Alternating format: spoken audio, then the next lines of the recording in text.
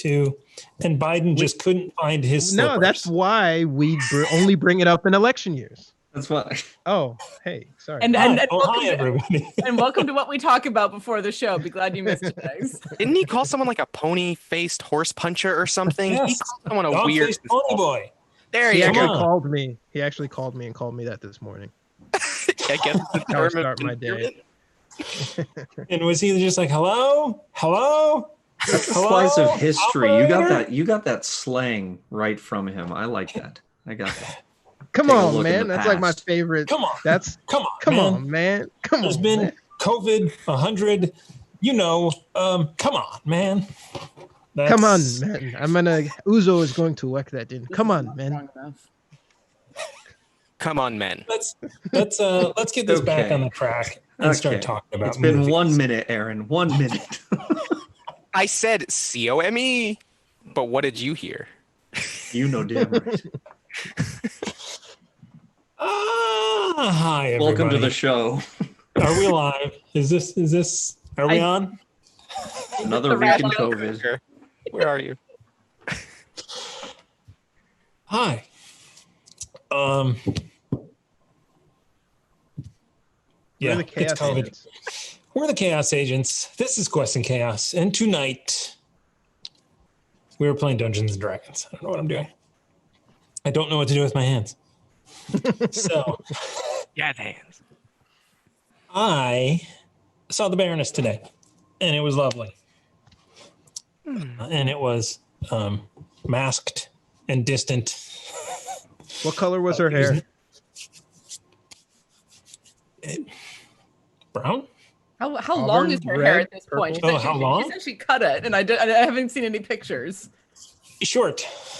It was hard to see behind the mask. It was hard to see her head hair behind the mask. Correct. Yep. Uh-huh. Okay, Thomas. I don't think he paid attention. I don't think I pay attention. After the Amy's like, do you notice anything different about me? No. After the butcher job you gave to your own hair, I would think you'd pay more attention. I still have some of this left in the old studio. I have a couple bottles too. Getting beer sheet tonight. Yep. Mm-hmm. We'll get it while we can, because there's no more getting unless we sign another contract. Well, there's that. So I would think that. No, okay. They're dying to have us back. Don't worry. Give I them a would minute. think that they would just be chucking it out. They'd be like, "Yo, here's some beers." Or like, no one's coming to our pubs because COVID. And how are we making money by chucking out all the remaining beer we have? So they have nothing to do with the Gordon Biersch brew pubs. Oh. Because there was a law passed by the state that said you couldn't be a brewery and own a brew pub, which was basically specifically targeted just at Gordon Biersch. That's messed up. That is messed up. That doesn't even make sense. Freaking lobbyists. Yeah, it's terrible. As is the food at the Gordon Biersch restaurants. So that's Not just our a- Gordon Biersch. Remember, that's not our Gordon Biersch. Okay, yeah. yeah, totally different. Okay.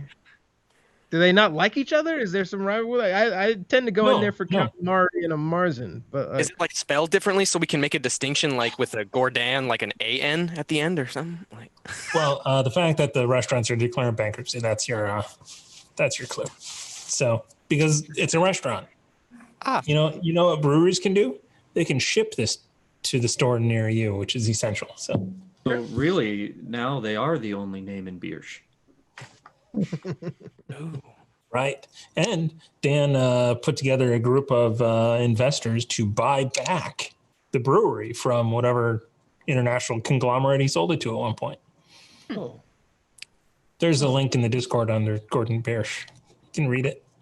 That's got to be like a passion thing. If I created something and somebody wanted to buy it for billions of dollars, I'll sell you my dream for millions of dollars for sure.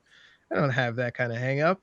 Or it's very spiteful. He's doing it out of like, stick it to whoever owns it. I don't know.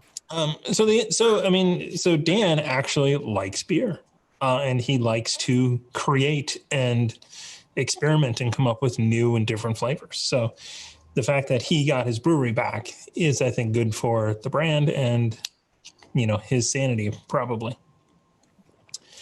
He also invented the garlic fries, which are the fries with garlic on them. Hey, so the answer, Warren, is he's passionate. That's what it is. Yes, he's passionate. That's right. And a legend. Yeah. No one's spiteful like me. No one does things out of spite. People are driven by passion. Are you serious? So Apple and NVIDIA hate each other, right? So there was a 2008 through 2012 MacBook Pros had NVIDIA graphics cards, actually a little bit later. There was a problem with one generation and they were overheating and destroying MacBook Pros. So there was a huge recall on those. And ever since then, Apple has cut out NVIDIA from their entire lineup of computers, much to the suffering of those of us who enjoy graphics performance. So Apple has just recently said that they're going to switch to the ARM microarchitecture, where for every single ARM chip that they create, they have to pay a license fee to the ARM holdings. NVIDIA has just come out and they are in the process of buying ARM holdings so that every single piece of technology that Apple makes, they have to pay a license to NVIDIA. Now that's amazing. Is some good trolling. That is spite taken to the nth degree. I love it. Mm-hmm. Oh my God. You have to, you know what? The CEO is probably, or the COO is probably holding on to the job just to see that deal through to the end. Like that person was there when this whole hubbub started, and then they probably almost lost their job over the recalls or something. And they were like, no, this is vindication is what I'm after. Mm-hmm. Pretty much. But you said you saw the Baroness today? I did. And in fact, and separately, I also got a package full of these GDS coasters, the Great Dane Society wooden coasters from Pluto Palms. PlutoPalms.com takes you to her Etsy store. Cora, who is moved into a new studio space and has a lot of new capabilities. So if you are looking for cool things like this, laser cut wood, awesome stuff, that's a great source for you to go and do that. Yeah, she's fantastic. She does a lot of really pretty stuff. She and I are friends on Facebook, so I see all the neat things that she's trying out and all the new toys that she has to play with.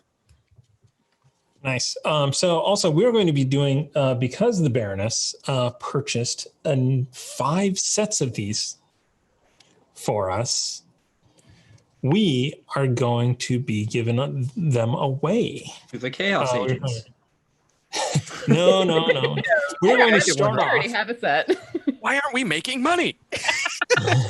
We're going to start off the giveaways this Saturday, where we're going to give away 1 set.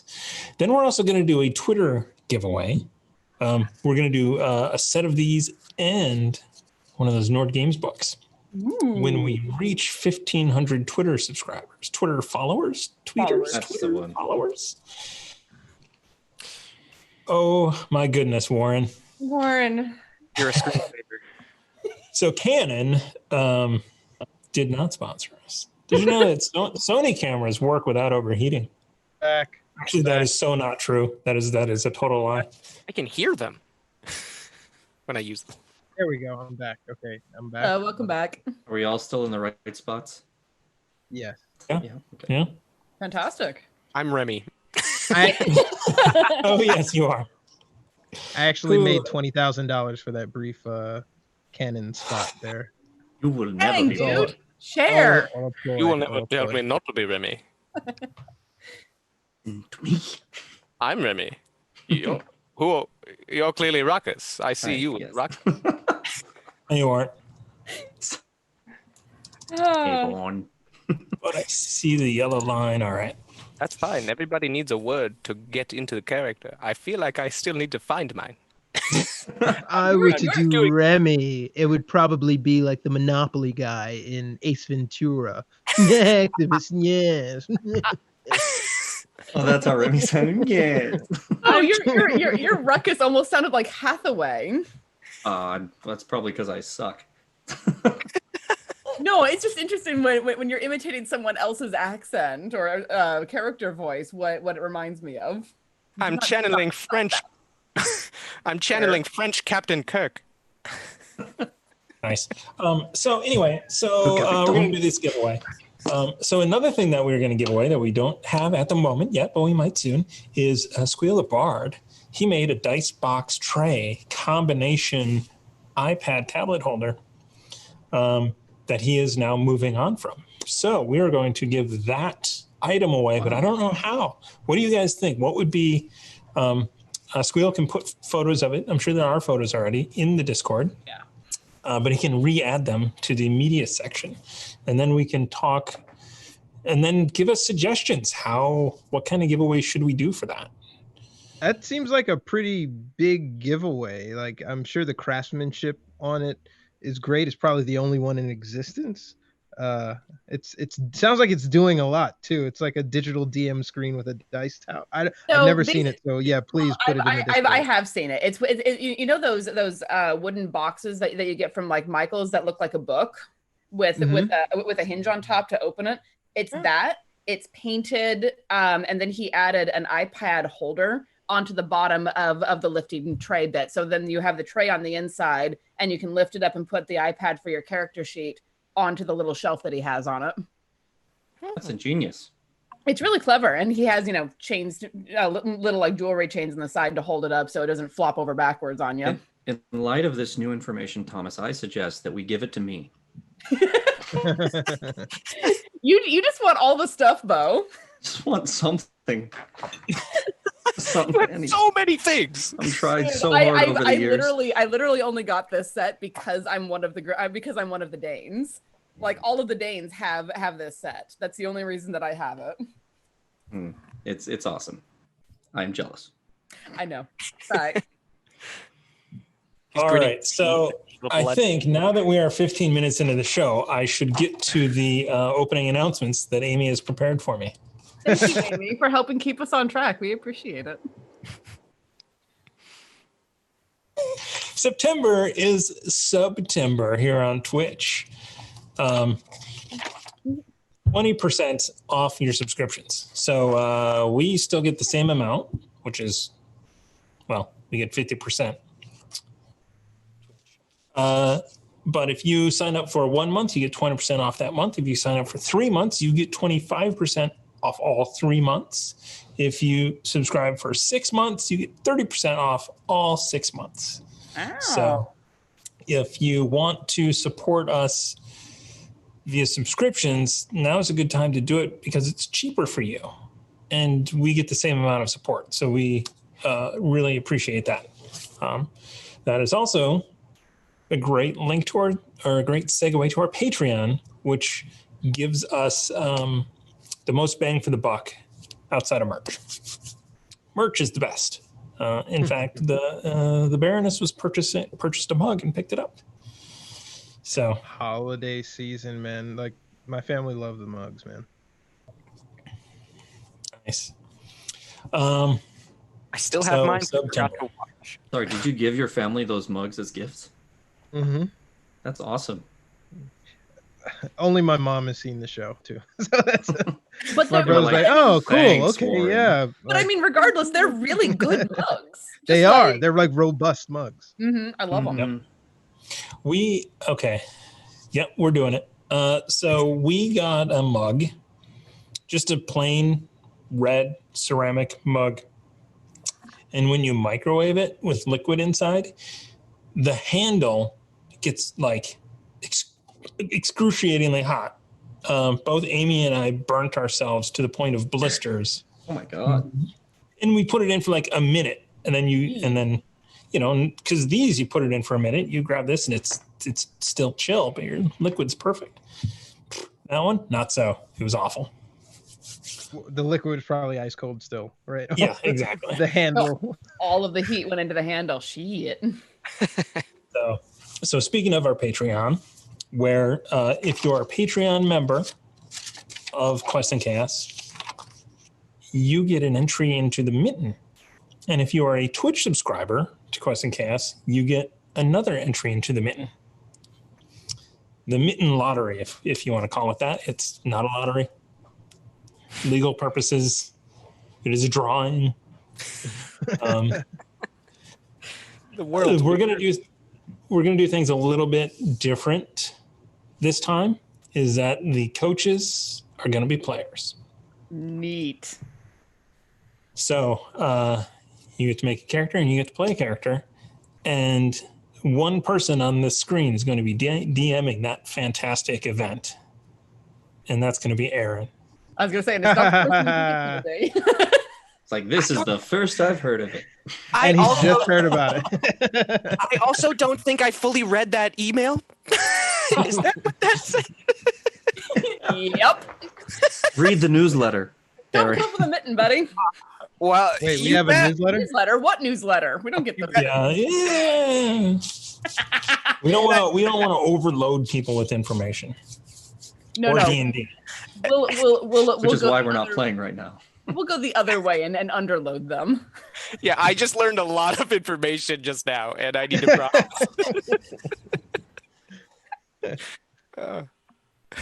Aaron was like, yeah, who is DMing that?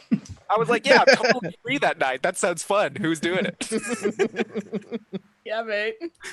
So that will be Tuesday, September 29th.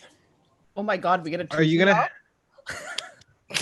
Are you gonna have them on like a speaking channel in Discord or something? Will this be streamed? Yeah. I mean, let's stream it. All of it's planned. Same way we do it. Call into the Zoom call. You throw a curveball to Aaron, I throw one right back at you, Tom. We're gonna have a green screen. Like, what else can we throw in? We're gonna. I'm gonna heckle for sure. Oh yeah, no, I'm gonna watch and throw bits and heckle. It'll be fun. For the record, I as a DM love that shit. So fun. So yes, those of you who are hoping to play, it is going to be Tuesday the 29th. So I don't know, Aaron, 7 to 10, 9, 6 to 9. What do you think? 6 to 9 sounds fun. What about 6? Could be 7 to 10 as well. Equally fine either way. 6 to 10. I'm surprised Tiana didn't like drop her head sooner, but yes, 6 to 10. 6 to 10. Let's do that. Longer is better. I am full of perennial optimism that the sentence will go where I don't think it will, and then it just goes, and I'm just like, I'm done. Bye. If anyone's seen Arrested Development, I feel like one of the brothers in that one, like Tobias, just anyway. You blew yourself? Yeah. I was like, what? I haven't seen that. That's BLUE for those who haven't seen it. Yeah. You really need to listen to your tape recordings. I don't hear it. Yeah, the analogist? Yeah. Are we getting heckled in the chat?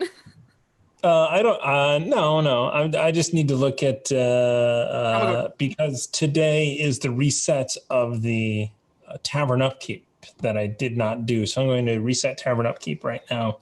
Oh my God, we roll for a tavern, right? I forgot we owned it. The last like 5 weeks on 2 days. Yeah, no. And a lot of Cthulhu. Well, okay, yes, that's fair. All right. I believe the last roll had the orphanage up 90 gold. Did you happen to mark when that was? Nope. It broke even.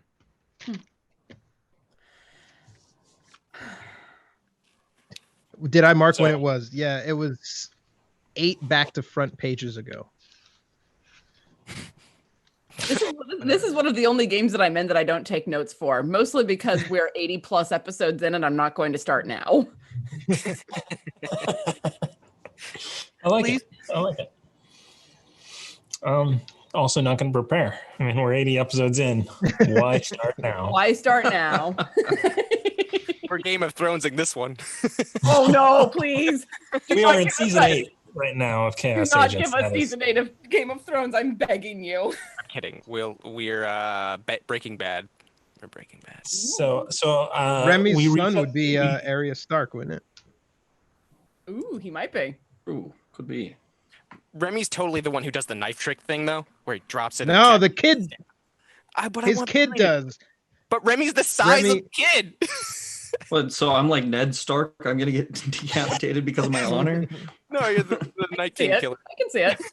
Tonight, you're gonna teach your kid a trick that he's gonna ultimately use to kill the boss holding Behemoth. There we go. There it is. Although of this group, Andraste would probably be the one beheaded for being too honorable. Well, that's fair. Definitely not I try and not do that. So, last episode on Chaos Agents. But before we do that, we've got some bits. We have. I have to scroll up. We have. Oh no, Tony. We have 500 bits for a shopping episode. Yes, let's do it. Yeah. Does that go to me then? No, If that goes not- to us. Okay, so we'll send that your way. Thank you. Still got to pick out a toy for Remy's kid. It's true. Oh no, we. And Boots of Haste and a couple of other things Yep. that I heard mentioned. All right, and the next is the Hefner. I just need to find it. Scrolling. I missed it.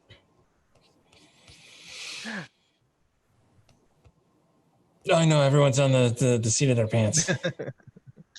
I'm clenched. I'm usually on the that- seat of my oh. pants. Yes. I had to mute myself. So the Hefner donated 500 bits 21 hours ago, What? and Tamago Toro 22 minutes ago. That's I was a little confused. So at the very, very end of the episode last night, when we were putting 9 bits into the boy, Hef is like, nope, make that 10. So 10 went into the boy. Where is the Hefner? He's he said he was out doing something today. He mentioned Tell him I it. miss him. And that's vague. Yeah, right? For someone in his industry, that's very vague. Yes. He's Batman. Of course he's Batman. You know what he's doing right now? He's hacking. Yeah. Ah, is so happening. so more watch_dogs than Batman. Got it. Hack Planet. Hackus. All right. Last time on Chaos Agents, they leveled up. And I think that's all that happened. What? Some We emotional. had to got- role play that level up. Yeah. There was a lot of Didn't go so well for Remy. We had to almost die from an annihilating sphere. TM. Yep. So you guys met with, sat down. Nope, you didn't have breakfast yet. Back it up. You guys woke up feeling different. Remy and Uza went outside to explore their newfound powers. Uh-huh. He did. I almost said it. And it was fun. There were tentacles involved. Yeah, there were. Oh, clip that. You then ran into a dwarf. Actually, a dwarf sort of ran into you while you were having a conversation, sort of a tit for tat, if you will. And in every innuendo I can into this. Clearly. Anyway, Whitest Elric, we need to talk, but that's separately, so we'll send you a note. What's Spike doing now? He's saying that he agrees with the eye rolling on the level up RP, but Okay. I disagree. I actually enjoyed the episode. What I should have done is threw a dragon at them as soon as Uzu had used his second spell. That's what I should have done. So anyway, so they then went in and did not have you had some fruit and some bread for breakfast because Ruckus had Ruckus Quinn, Malcolm Ruckus Highborn. Quinn. No, okay. Ruckus Yes, Quinn. there we go. Insulted the help. They came at a bad time. They offered me the perfect gift at a bad time. That's the best I can say. I really hate that I couldn't accept that gift. Wasn't it a gift you asked for as well? Was it? Did I ask? Like I you thought demanded the first time in the house? Like they I think bring you so. these forks? Are you serious? Maybe that sounds familiar. No. So No, it you was the demanded knives. the knife, but he just figured he would be proactive because that's what a good employee does. Is they are not waiting for management to tell them what to do. They are being proactive. They are thinking about ways to make the situation better. I just made that up. I don't know. As Aaron, I respect that employee, that imaginary employee. As Ruckus, He was in a bad spot. that's hilarious. And So he's Flynn and his pet annihilating sphere eventually showed up for breakfast, lunch, and you had a conversation. Basically, he is saying that they had taken care of the house. You know that they're probably going to use it, but and then you left. I think that was the end of the episode. I think so. We were on our way to find a shop where Remy can get a toy for his kid, and I think we were planning to meet up with the dwarf. I don't remember his name. The dwarven cleric, Yes, at him. the pub for the Behemoth amulet that he gave to us while Remy was hanging upside down by Evard's black tentacles. Or after that. Does anybody have the name of this dwarf? I feel so much better now. Mr. Dwarf. I don't know. Dwarfington the Third. It's Gerard or something, like Jared. That's it. Jarod. Yeah. Jarod. I did not remember it. Stonebringer. Stone thrower. Oh yeah. I occasionally. I guess I occasionally take notes. You wrote that? I did. I mean, yeah. What kind of Worked out. Yep. cut rate production is this? See how much preparation goes into this. What happened is I've been writing the next campaign. Ooh. Getting us ready for We're that. going to be there He soon, is huh? a I can't Yeah. wait. priest. I'm looking at the calendar, and I think if all things goes as well as I think, we'll be done with it by the end of the calendar. By the end of the calendar. Have you reset it to December? I did, yeah. So the last month up there is December. Okay. Let's do it. I used to be the one who updated the calendar when we were all in person, so I'm always curious about when they update the calendar when I'm not around. When It comes was our today. One question I had about that. Radicane? Does that name sound familiar? Radigan, Radigan. yes, Oh, Radigan. who is not a dwarf with a bunch of bird poop on him. It's not. So don't think about that when you hear the name Radigan. All right. and the chat is flooding with that image. They're doing it in text form. I don't know how. Thanks, chat. Appreciate it. Yep. That's in one of those 3 movies that should have been one. Oh, Lord of the Rings. The Hobbit? Radagast. The His name Hobbit. was Oh, that's- Radagast. Okay, good. So Radigan is totally fine then. It's not at all the same. No, it's not. And I hear Radigan. I think the Great Mouse Detective. We're going way further back in my memory. Yeah, that's what I think of. That was the Moriarty. I went to the Hobbit. I went to Radagast the Brown. Woo! I have done my best to purge those movies from my memory. So They're not that bad, but they could be one movie.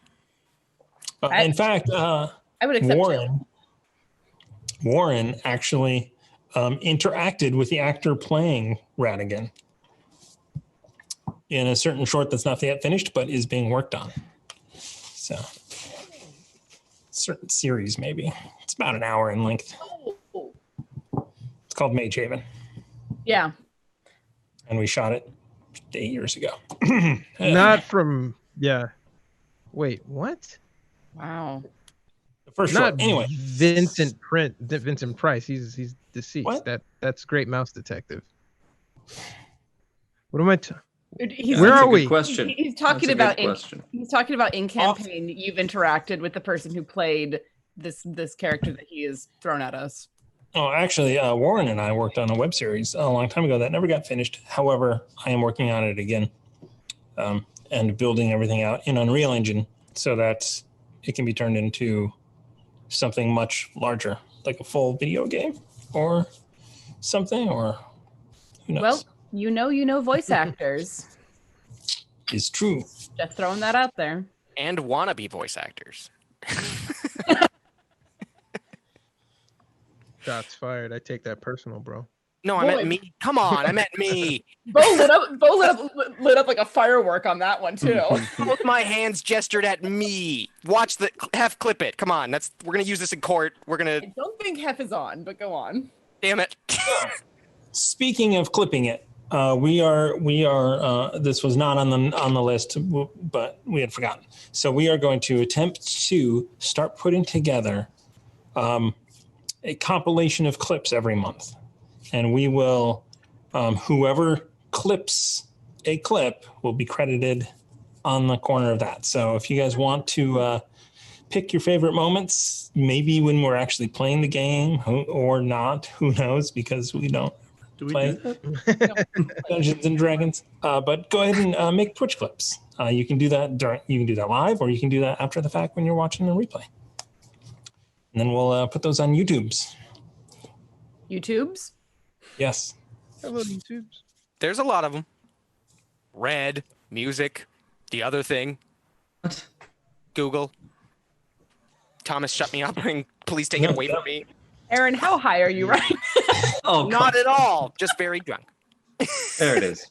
But it's not beersh, so it doesn't feel right. It feels It empty. doesn't taste free. It is Biersch. He is high. There it is. But I covered that's So why would you admit to it not being Biersch? because I'm being honest about it. That way there's a No, I have- transparency. Now I have people Biersch know. in the green bottle. Yeah, see? See? Beer Kel is what it's called, I think. All right. So are we gonna try to find a shop up here in the upper city, or are we gonna go back down to the lower city? We literally just left the house. Yeah. The upper city, of course. I mean, they're going to have the better toys or whatever, right? What I've found, Remy, that kids really gravitate to is time. You can give a child a wooden box, but if you use your imagination to engage with them and play with that box, that they will grow more attached to that than any toy you can muster. You could probably get him a toy sword to go with the hat that you were talking about giving him. That would not be a bad idea either. Um, Maybe teach him some moves. Things you've learned from your good friend Uzo. I don't want to teach him that until he's older. Yeah. Well, I am a little worried that we're not going to have any time for me to actually spend with him. I'm afraid we'll be off to our next destination. We still have a boat sitting on a flotilla waiting for us that needs a crew that Emma is getting. And then we have to go back to that island and pick up the Phoenix, right? Or what are we going to do about the Phoenix? We were supposed... Rock, paper, scissors. Ruckus, 1 second. They were anticipating us to take a few days on this expedition. We have only taken one, even though it's taken multiple episodes. So I think we've given ourselves some bandwidth to engage the youngster for at least a few days, and especially while we plot our next move, because I fear that it will probably require the most preparation. You all would be okay with that?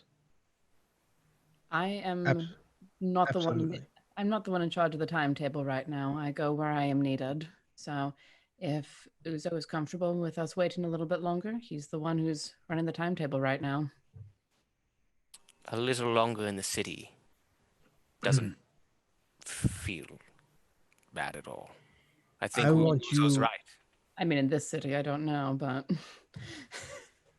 I need you, Remy, to have as much closure and as much settled anxiety as possible, because where we are going, all eyes and all focus must be ahead of us. I can appreciate that for sure.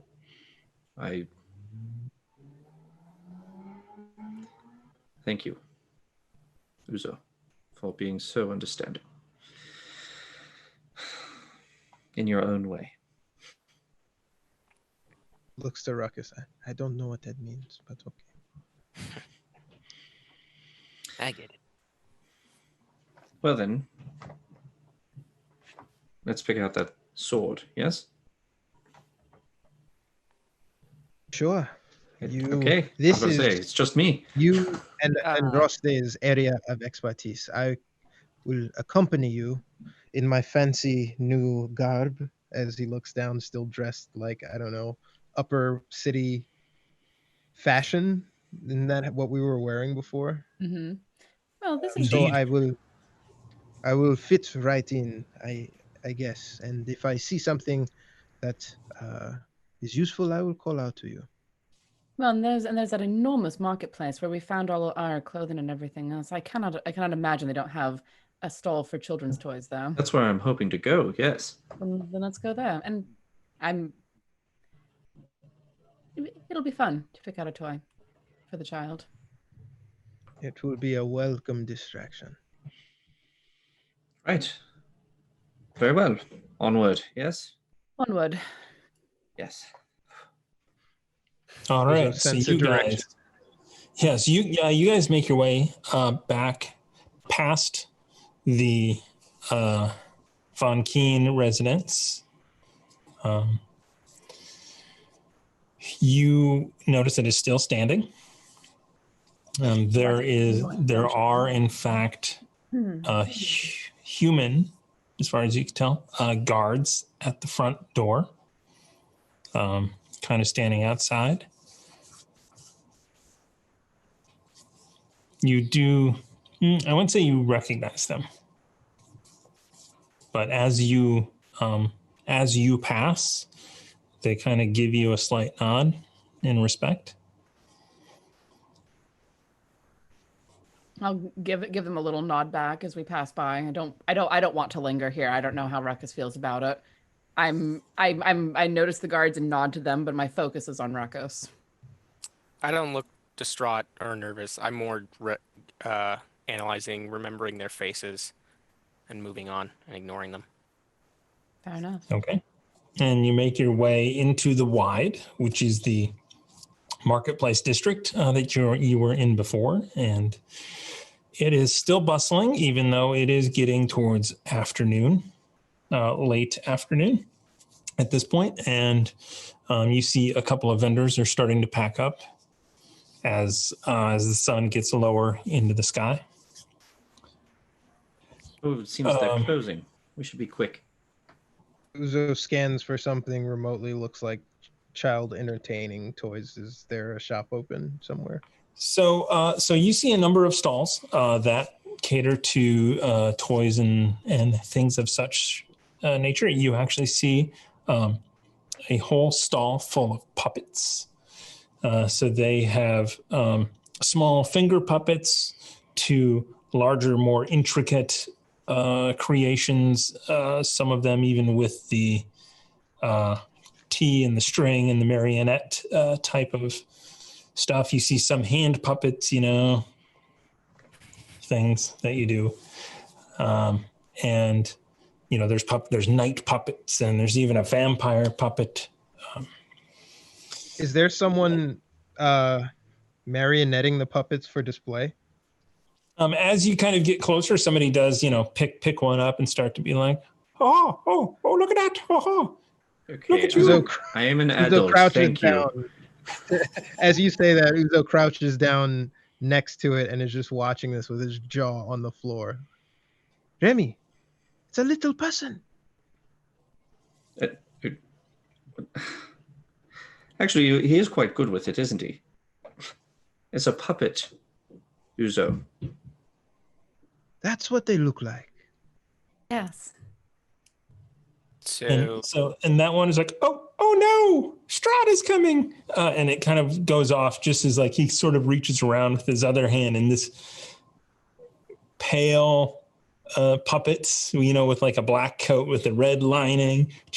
Oh, welcome to the puppetry shop. I put my arm across Uzo to protect him, and I go, "Look out! It's a thespian." I was about to make the same joke. You got there before I did. Uzo smiles, but then the smile fades as he realizes what. Oh, is that what thespians do? This. No, the vampire. It's because remember, we just spoke about this. The clutching and the eldritch blast to the eldritch area. Okay, I thought the person, the string man was. Okay, sorry. No, Strahd, don't stop. Go. You being terrifying, starting now. What do you care for? One of these things. These puppets are the finest make. All of the Sword Coast. Wow. How many different puppets does Uzo see? I'm sorry. I heard Remy. Go for Warren. Uzo's asking. Was looking past him and to see how many different variations of puppets there are in the booth. There's a pretty wide selection. You definitely see rogues, barbarians. You even see that the skin tones are well represented as well. And in fact, there is one that stands out more than the others. So it is a taller puppet than sort of even Strahd, with this plate mail, and looking at it, you think it might actually be like metal plates on it. And it's this darker complexion man with short curly hair. It's like, what is? Oh, that is our great leader. I don't know why I'm still doing this voice. But I will continue. How much is a puppet? Well, that one in particular is very very much more expensive than the others. The others can be had for only 25 gold pieces for any of these, and the little finger ones are 5 silver. That's wonderful. Bargain at that. I feel as you don't know what threats we may encounter as a group. This may be exactly what we are looking for. Do you have anything similar to this or this that we can buy exactly? Sorry, you're going to spend 25 gold on one of these? Not the finger puppets, the giant war one, the one with the armor, the plate mail, badass, sentient soldier, marionette. Can you believe how useful that would be? That thing could pilot the Phoenix itself. We could terrify the enemy before we kill them. It's not sentient. Not kill them. It's not sentient. We would have to run it. What? It's a puppet. We'll hire a dude to do it. So the voices were coming from the person and not the puppet. Exactly. It's a mimicry of a sort.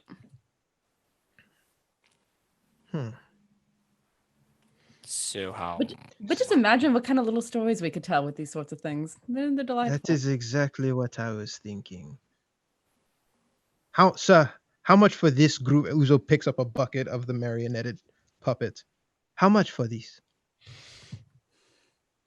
A whole group? Do you include all the Raven Guard? A group of puppets is called a thread of puppets.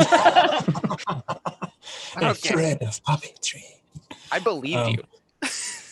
So 25 gold pieces for nice. Very nice. Like these are upper society kind of puppets. And he turns and goes, "It is 100 gold pieces for all the Raven Guard." He is. Some people say that he is not in control, but I disagree. He is. Of a town is at. If you don't, excuse me. So, Uzo. Actually, I think he might have the money. Sorry. Oh shit! Yeah, he does. Okay, and it's for all. I want to. What is the odds that there are 4 puppets in there that remotely look like us? Oh my god. Because I think of that puppet show that you did when you were super high. That was where my head went too. If that app is still available, I know I have a Vive, so I need to try and see if I can find that. Nice. I don't smoke weed though. Anyway, can you make puppetry without it? I don't think so. So give me a perception check. All right, let's do this. Do you want a hand with that? Can we all make that? Everyone can make a perception check. Actually, hold on. Unnatural 20. So this is a perception check to see if you find your own puppet. There we go. There is absolutely like he sees you looking at the older Raven Guard puppet, and he goes, "Oh, but this one right behind it," and he kind of pulls it around, and it's like it is wearing a robe though. It is a magic user. Maybe I could swap out the clothing to look more like what you are wearing.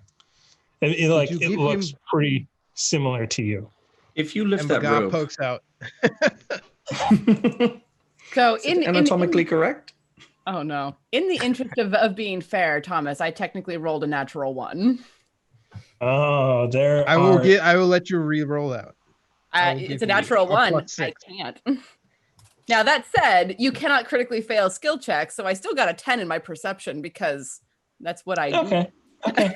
So you do see there's an elf ranger. So it is wearing a green tunic. It's taller than you would want. Maybe you do want a taller puppet to represent you rather than Andraste. But it's close. It's close. Yeah, I'll go over and pick it up and just like move it around, look at it. Uzo points us and that one looks like Andraste. Sir, I have a pet snake under my tunic. Would you be able to add it to the puppet itself? No, he means a literal snake, not. Yeah, I can show you. And he starts writhing around. Come on, Baga, get out. He's got both, though. Don't worry. Ruckus, I swear to Lyra. I can. There he is. And Baga pokes out. So, yeah. Oh, okay. And you see him kind of pull out a pad of paper and just kind of sketch a little bit, and then do some sort of like height of the puppet and then size of the snake kind of thing. He's like, I can finish this up and have it ready by tomorrow if you want to stop by.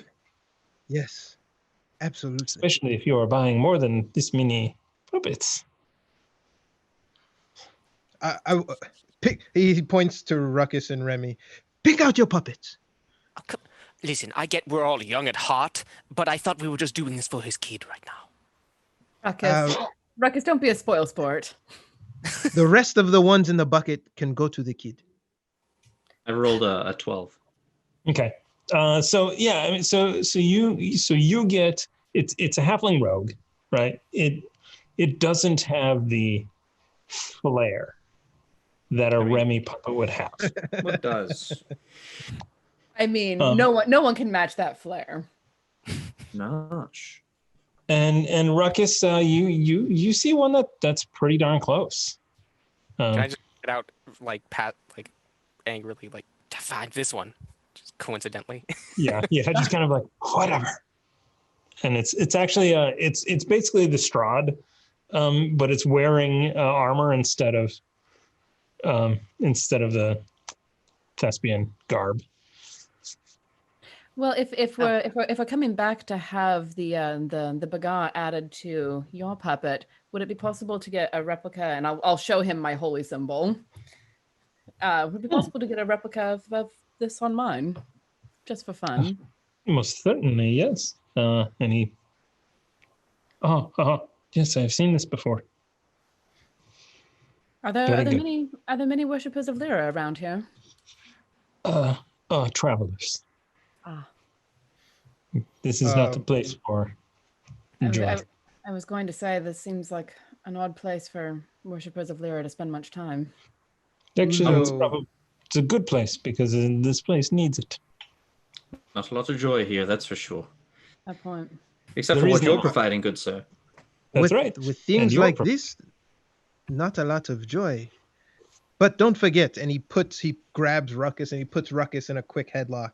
He's like, make sure you add this. And he points to the gem in his forehead. This is very critical to add to that puppet. Okay. Yeah, okay. Don't rip it out of my face. If you come anywhere near me, I swear to God, I will come close to killing you, but I will not kill you. Ruckus, be nice.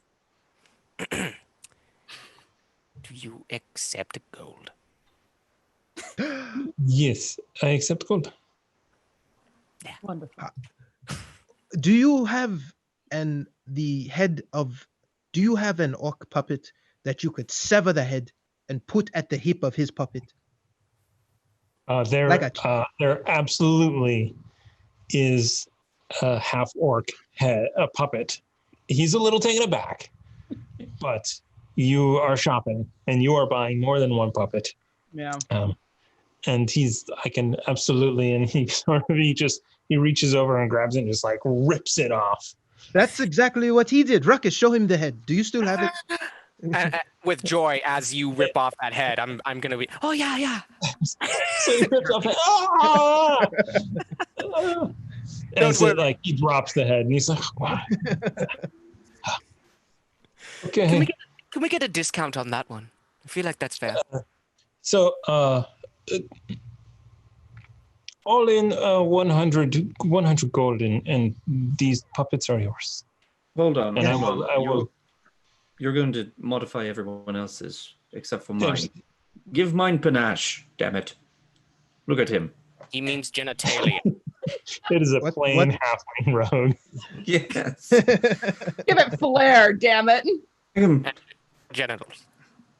Oh, that's cute. They make baby puppets too. Okay. So he actually kind of looks around and he pulls the coat off of the Strahd puppet and puts it on the little halfling, and then it's like kind of, and you see it's like, oh, that makes it pretty fashionable. Oh, that is good start. And a tricorn hat, if you could, would actually look wonderful with that, don't you think? You think that's something you could? I will have to make that. I can make that. Would you like it sewn on the head or removable? On the head. We don't want it to get lost, do we? Okay.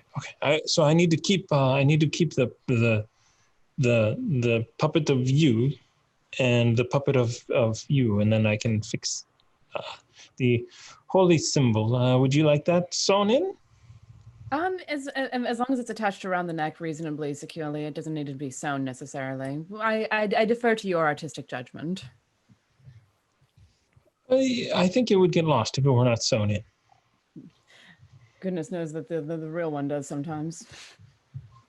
Does that include the big one that you had mentioned before as the tavern, or as the leader of the city? No, the 100 gold is for the four of us. And others, right? Like a bunch of generic ones. So he'll include some others that aren't quite as distinct as the other ones, but he will throw those in as well, because 100 gold is a lot of gold for somebody. Yeah. But the old little Raven Guard is 100 in itself, because I don't, I make it here as more of a tribute than a something to be sold. But why do you tribute him? It's yours. Well, he after the gods came back, he helped quell the murders and things, bring order to the city. I mean, this is better. Oh yes, this is much better than what it was when, when the other things were happening. The ball spawn, they were. Baal is the god of murder, and there's a reason his name is apropos. I see. Yeah. Lot of murder. Okay. I'm Right. trying to avoid that god. Right. Obviously the only downside is that, he runs both the Flaming Fist and the city. So, Busy but man. if you like law and order, Theoretically, I think. would Okay. killing him kill murder? Anyway, go on. whoa. What? What? No, this god of murder, he means. If you can kill a god? Probably not. You can He's certainly menaced. try. Well, Man is still man. if we can kill him, on. Ruckus. I'm sorry, Miss. Were you saying something? Just muttering to myself. Don't worry about it. Okay. Yes. I do Okay. that. I do that a lot with this lot. And he kind of Uzo just, I guess, kind of not marionetting, just grabs it and sort of manhandles it like a puppet ragdoll, not entirely getting the concept of like the strings. It's like, yes, this Remy, this one, since the young one will probably stay in the city, this is probably a good puppet for him to play with, in addition to whatever you want to get him. So I will take this as is, add it to the total.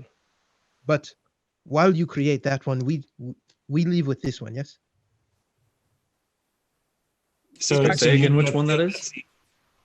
That's the older Raven Guard one? Yes. Okay. And also you kind of realize that's about the size Oh, of the child. of little Remy. And he kind of looks back and forth to Remy and the puppet. And I don't think is there a problem with these? He's probably, I mean, I don't want to say he'll grow into it. He's just, I think by the time he does, he won't be interested anymore.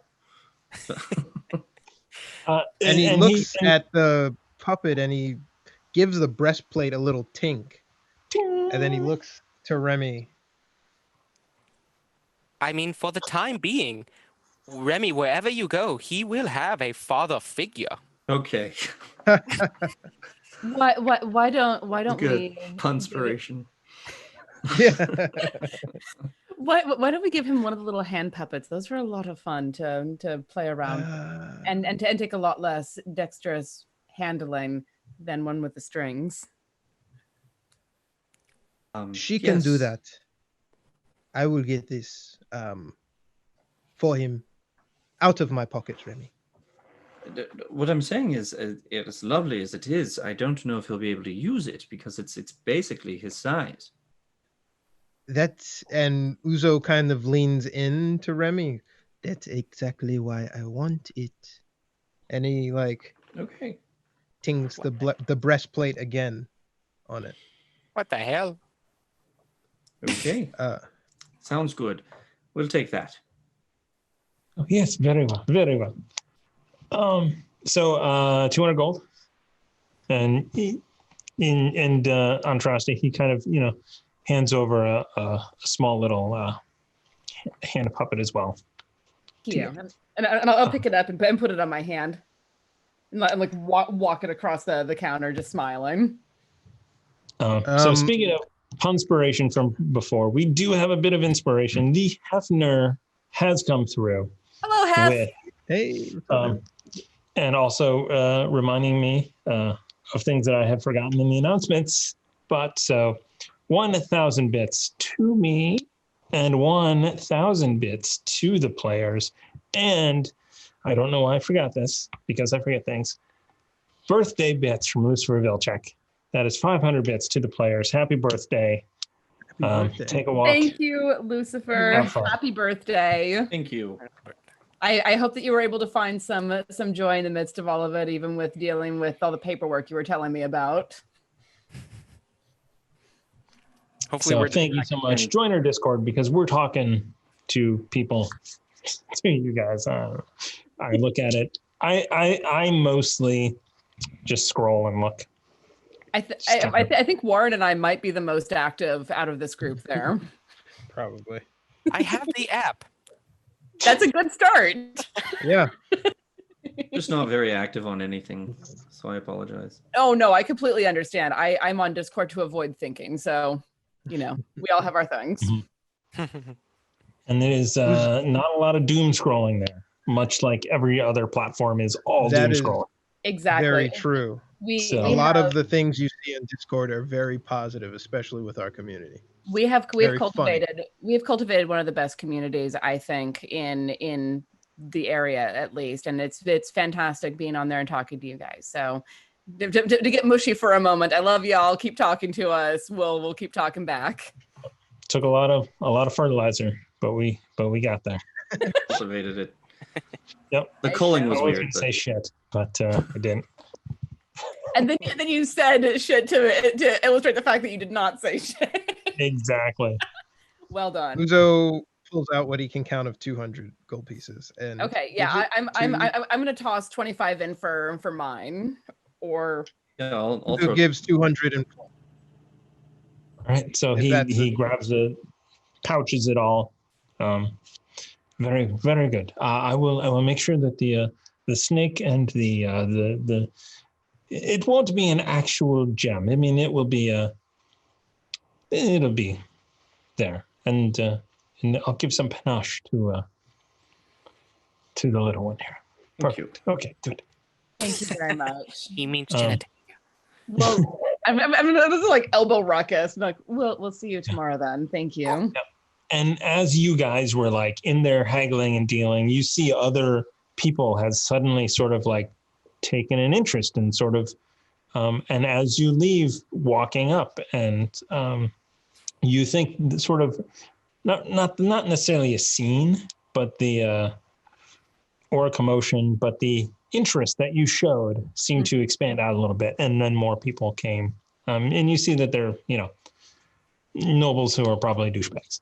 So Oh, probably. But I still have the hand puppet on, just like walking it along as we walk, just because it's funny to me. Are we getting some walks attention out. for all of this? not so much like you guys, but as you leave, they're more interested in what you were buying. Uzo walks out in his, upper garb, smiling ear to ear with holding both hands of the puppet outstretched as he like dances with it on the way out of the store. Yeah. Nice. Remy, give me a perception check. Always a good sign. There we go.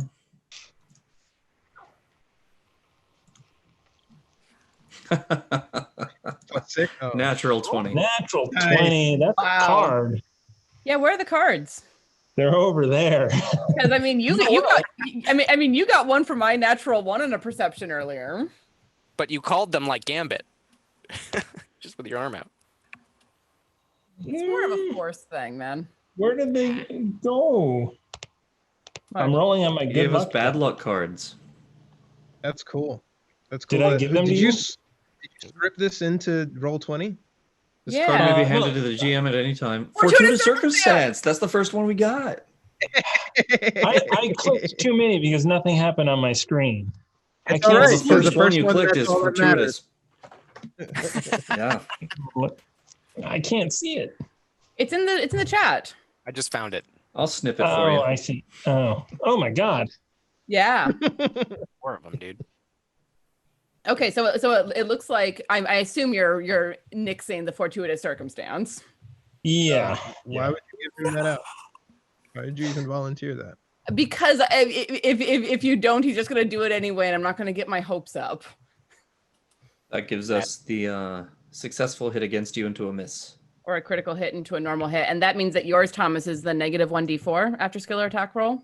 Okay. Question mark? No. Yes. That sounds good.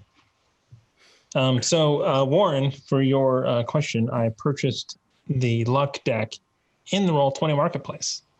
And it was Sweet. $4.99. So you can add it to your digital game. They also have, I don't know if they have more decks. They probably do. I searched for Luck Deck Nord to find it. So I was just looking for that one. So the fortuitous circumstance being the first one was random. It's not like you had to shuffle it. It's already shuffled, and it's kind of like a dice roll automated. Yeah. Fortuitously, that was the first one. Yeah, but there's like 4. And you're going to discard it? There's that seems like a shot in the genitals, man. I love that there's like 4 fortuitous circumstance cards in the luck deck. The chances of getting it are higher than any others. You guys saying genitals. Is Aaron rubbing off on you, Warren? In the good literally, I hope. In the good way, I repeat. Oh, yeah. Do we see... Well, okay. Metaphorically, could be the good way. You don't know. What did you think of? That's the thing. What was right after I said genitals. What was Remy looking for with that perception check?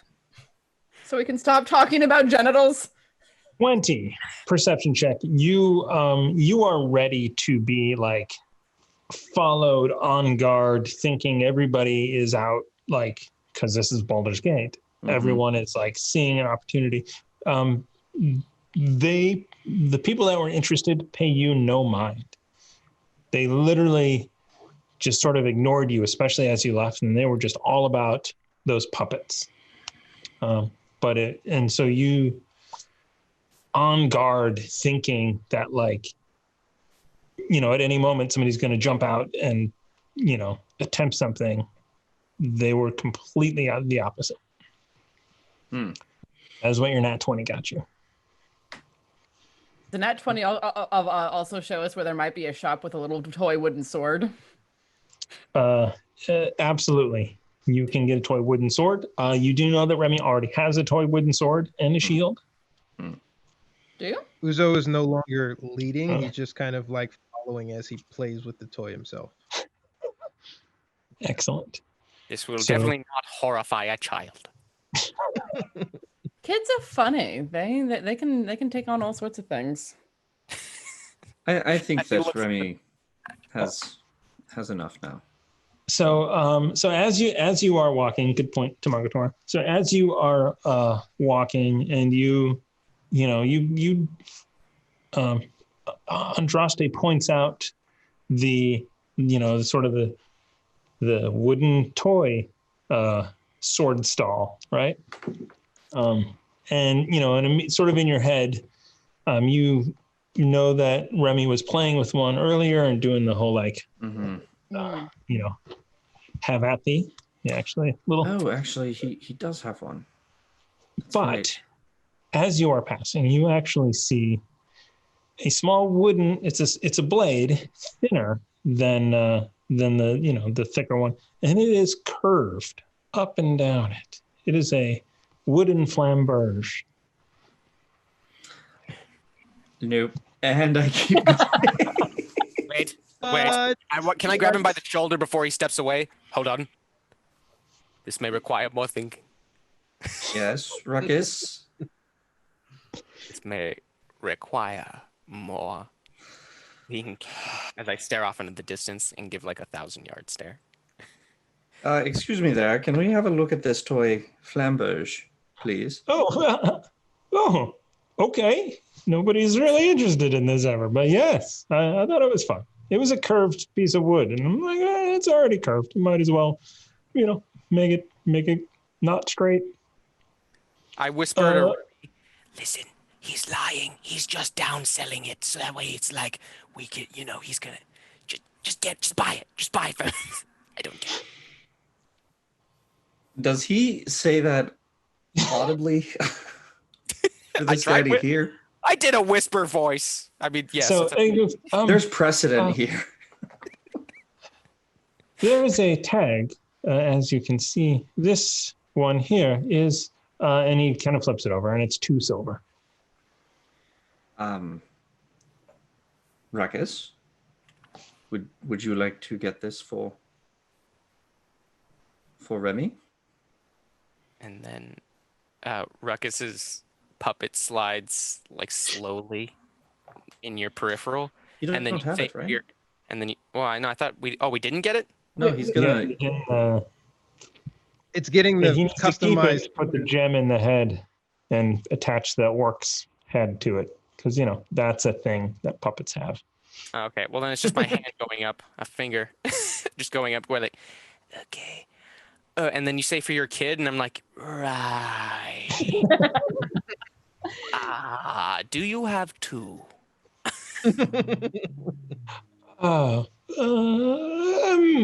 Maybe. Hold on. And you kind of You want that for yourself, Ruckus? And your son. You should be grateful. So eventually he comes back with another one. It's like, I do have two. See, totally upselling, downselling, whatever type of selling, whatever direction of selling they are doing. 5 silver pieces. You can have both. What? We'll take it. Haggle, Cappy. Haggle, Cap'n Haggle, Cappy Haggle. No, you got yourself into this mess. This is yours, Ruckus. You got it. I got it. We'll take it. Uzo puts the puppet behind Ruckus's shoulder and sort of in the distance, very poorly ventriloquisting. Oh, that sounds like a good deal to me. Motherfucker. Right, yes, he'll take it. He's paying you right now. Thank you. I think that was pretty good, Bugger. 5 silver. You take the 2. You notice right away that wooden flamberge would, if you could fit it into the puppet's hand, that would like be the right size for your Ruckus, your Ruckus puppet. Then I'm glad we bought 2, as I hold both like a hand each. Do you want me to stash those in the bag of holding so your hands are free? You should. I'm also very tempted to bond them to my hands. Well, there's that. I'll reach out and take them and slip them into the bag of holding. Just love how Thomas is the puppet. No. Oh, sorry. I'm not going to put that in the bag of holding. You don't need both hands free. And there is one last thing. As you turn and leave, you just kind of look back, and there is a small wooden butter knife.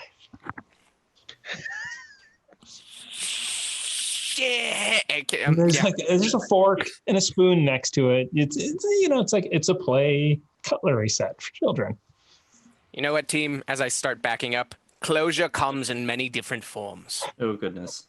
And I'm just gonna run back. How much is that? It's 1 silver piece. Uzo bends down to Remy. Yeah.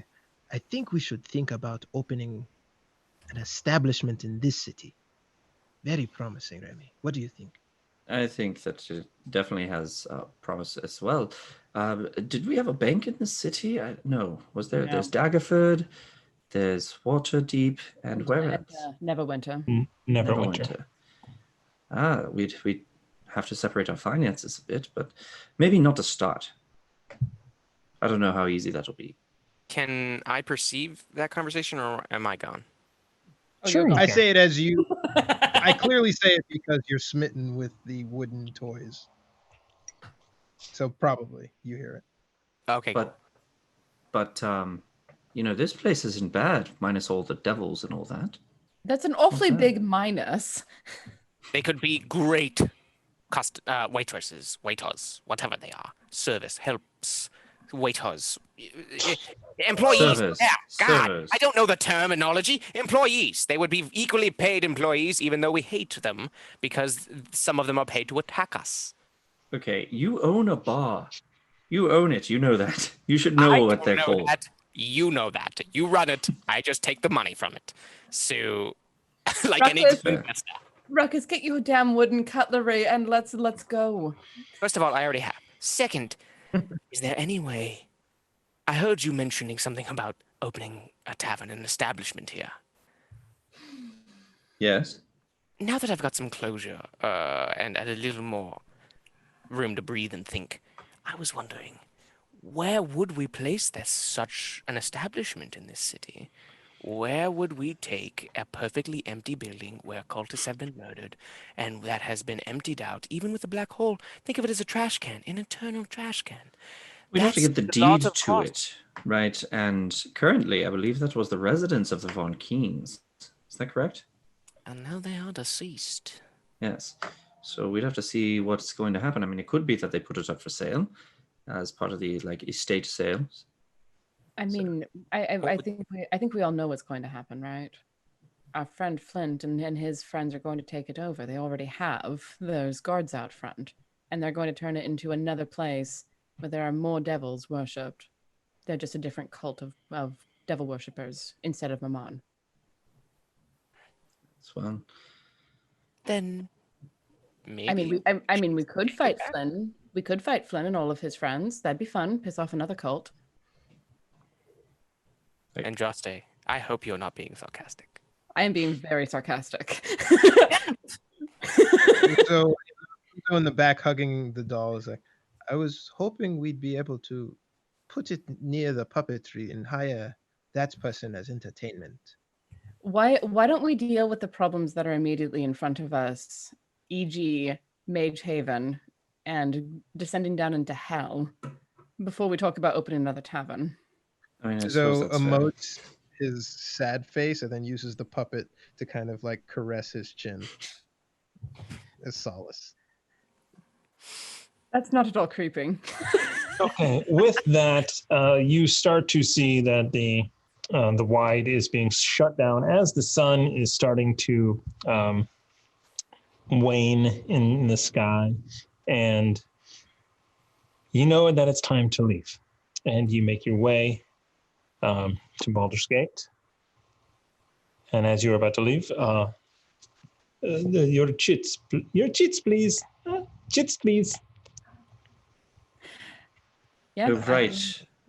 We're done with them, so I'm gonna pass the chit back. Right. All right, so you hand them all back. He puts them into a small little pouch. Yes, sir. I was going to whisper to Remy, secretly also ask the DM, the tavern we were meant to meet up with the dwarf is not in this section of the city, is it? No, it's the one that Winifred is staying at. It's the one that we were staying at. Okay, here you go. Let me hands again. Right, so then you make your way back through. Are you going to head straight to the tavern? Or are you going to go to Sorcerer's Sundries? That's the one. Yeah. Okay. This is your fault, Tom. First of all, Tamago Tora, thank you for those bits, and thank you for having us do this shopping episode. You know what? Yeah, it was definitely because Tamago Toro donated the bits that we did that. Tamago Tora, there's going to be an orphanage in Waterdeep. Super happy to have these puppets thanks to you. That's awesome. Yep. Butter knife in one, Lambert in the other. Now, everybody give me a perception check as you make your way through this lower city of Baldur's Gate.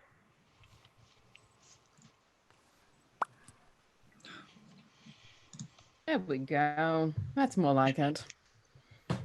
I see all with a 27. Oh my god. I'm not sneaky, but I see shit. I have stomach issues. So you guys start making your way over to that section of town, and as you get, it's not nearly as nice as the other section where you are staying. And with perception check of 27, as you are walking down the street, Andraste, you hear, "Hey, over here." My eyes will just like flick off in that direction. It's kind of dark. What do I see over there? So you see, looking over that way, it is an alley, and you see a couple of barrels, a stairway heading down. There's another alleyway just on the other side of the buildings that you're at. There are a number of basically 1.5-story buildings, sort of on either side of you. Uzo And you don't see pulls the the person. puppet away from his face and he says to Andraste, Andraste, I thought you said the puppets did not speak. Over here. I'm gonna turn in that direction and just take a couple steps.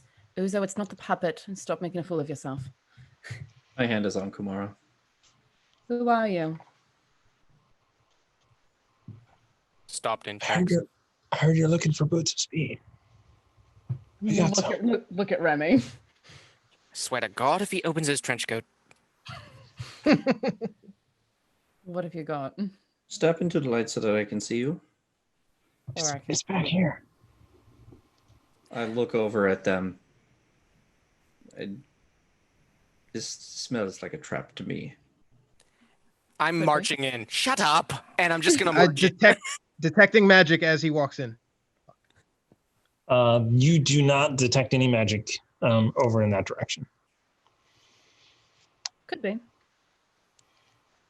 I still march forward into the darkness. And Ruckus, you march forward, and we are going to take a quick break and come back with some initiative. Excellent. Of course. So we will be doing some initiative in just a moment as soon as we get back from the break. I could have sworn it was nothing. We've been doing a shopping episode. He called it a shopping episode. Why would you? We're going to an official store. Why would you get Yeezys off of some guy in an alley? We're gonna go to the official dealer, man. Because you sometimes you can get like a discount from this back alley dude. I feel like he's got maybe he got him. He stole him. It doesn't matter what he makes off of them. He's making a profit. In this world. Truer words never spoken.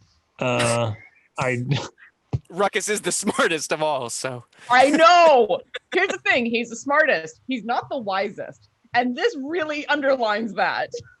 Don't need emotion. Don't need it. All right. So we'll be right back after these messages. There aren't any messages. It's slight to music. So we're going to use the bathroom. We'll be right back. Hello, everyone, and welcome back to Curse of Strahd. We are playing Dungeons and Dragons. So behind you, you see all of those puppets. Their eyes glowing red. No, I'm sorry. Like, what?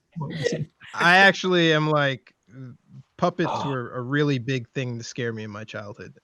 Like, I could watch Hellraiser, but like Chucky, I'd nope the fuck out of that. Yeah. But looking back, it's so pretty campy. Yeah. What is? Chucky. The original one? Yeah. You're fucking crazy, man. The original is well done, but then after that, it's like it cuts to like this Brooklyn, New York dude in a Chucky body saying, "You stupid motherfucker! Yeah. I'm gonna kill you." The first one is great. The one where he's in the military, or Andy's in like ROTC military, is kind of also scary, but it's really just like the first one. You're talking about Child's Play, right? Yeah. That's what you're talking about? Yeah. I thought it was, good for what it is. I think it's well done. Did you watch it back in the day? No, I saw it like this last year for the first time. Yeah. No. Yeah. Anyway, we're not on movie talk. Damn it. I want to be, though. Those are the two people to talk to. You all. Yes. I would not do well on movie talk. I just sit here and then smile and nod while you guys go off on your shit. Everybody has a movie that's spoken to them. We're curious to find out who. Of course. I mean, if you want to talk about Lord of the Rings, I can talk about Lord of the Rings, and that's my thing. It's a long episode. Those are like 9 hours of movies. Like just Lord of the Rings. I have tried to obliterate The Hobbit from my memory. You don't like Smaug. Oh my god, you don't like Smaug. I have opinions on this, and let's move on. All right. The actor that plays whatever the guy is that lives in that whatever town, just such a plain Jane dude. That really Dracula. The guy that played Dracula. It's like completely. Dracula. I don't even know who he is. You can barely see his face. The guy who played Bard? Yes. In Lake Town? Luke Evans. Yep. Yeah, Luke Evans. That's the one. Luke Evans. Yeah. I swear to God, I thought Orlando Bloom was doing two roles in the game in the film because he looks just like the pirate Will Turner version. They're all actually both of those guys are in the Three Musketeers. No, I didn't know that. Yeah, the more recent Three Musketeers. It's not a good film, but they're both in it. There's another one. Yes, I heard there was another one, and I heard it was terrible. So the guy who played Mr. Darcy actually in the Pride and Prejudice. Wait, which said Colin Firth? Pride and Prejudice and Zombies, or just no, the American film Pride and Prejudice. With Keira Knightley and all. I was confused. Dracula Untold, yeah. That's what I was thinking. I was like, Dracula inside The Hobbit? Like what? Anyway. Okay. Anyway, I need all of you guys there to roll initiative, even though one of them gets a surprise on you. Son of a... Holy shit, Ruckus. It's not in that one. Excellent. True. And here comes Remy with the big one. Hold on, I'll be right Oh, I back. already rolled. It hasn't come Does through yet? No. Does Roll it Indomitable again. kick in? It's right now? 21. Of course it's 21. What? It's 12 plus 9. What do you mean, what? I don't see it. Right? Oh, I rolled it. Says you. This is gonna be like Lauren when you type in what you say you roll. Just throw a number. Just throw a number in the chat. What person lies about D&D rolls? Just accept the bad or good roll. I can't fathom that. Yeah. I rolled a 21, but it How I didn't come play. across. If you want me to roll it again, I can, Thomas. I will accept death. We all know Remy's going to go first. He always does. I rolled a 12 plus 9. I got 21. All right, it's 21. Uzo, what'd you get? 11. Andraste, 16. 16. And a Ruckus with a 2. A crisp 2. Crisp At 2, least- we're going to...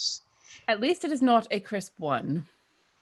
All right, so we are going to start at the top of the lineup. Do we have a map? Well, now you demand a map. Yes. realized Now I because- demand a map if you're dropping us into combat.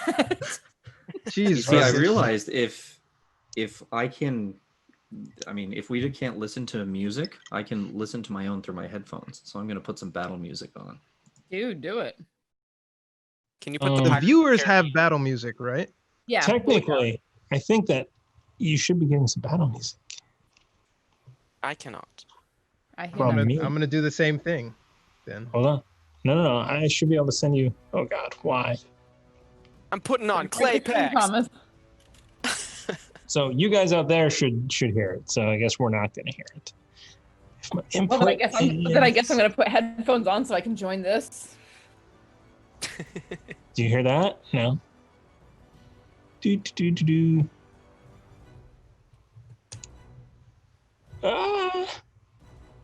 That might break things. All right, I'll None just of us are mute that. Nobody's gonna get audio. Sorry, except for the audience, maybe. Well, at least they get it. That's Yeah. okay. Yeah. Although it's not playing right now. What? They have a This is the 10-hour version of Pirates of the Caribbean. He's a pirate. Well, now I know what I have to listen to. That's what I'm putting on. Bum, bum, ba-da-dum, bum, ba-da-dum, Damn bum. ads! Javier Bardem, say what you want about that movie, but Captain All right. Jack Sparrow. How's music now? I love pirate. Can't hear it. Okay, you guys know. Chat. Anyway,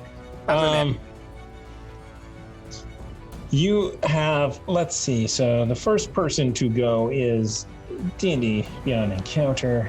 This person who has a light crossbow. Man. So there is an individual who is hidden. Tell me this is not going to work. Go away. I can't wait. I want to be back in person. This Me too. person I right miss there. it.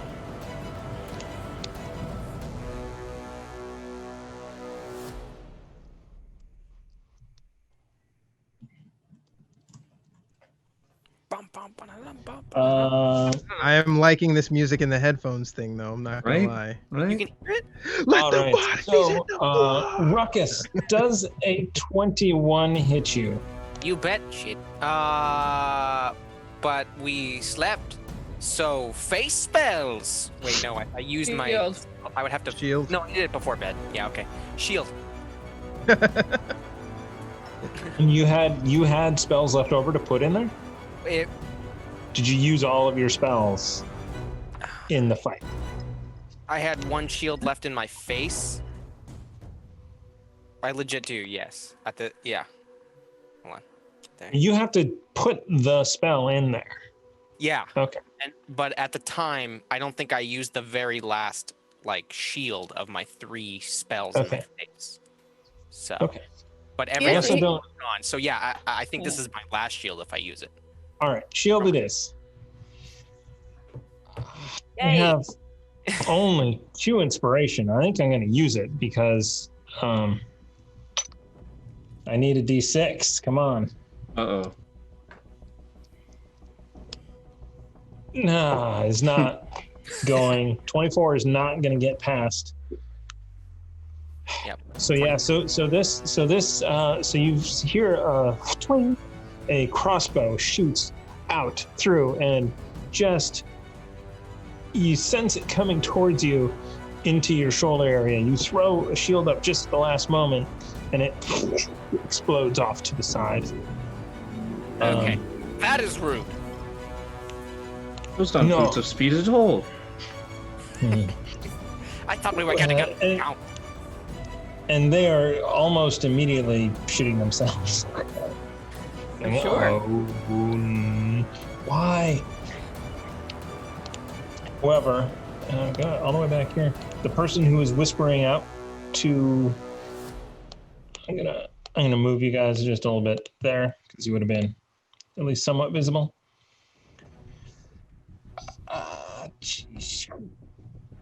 This person turns off and runs this way. It's like, holy shit.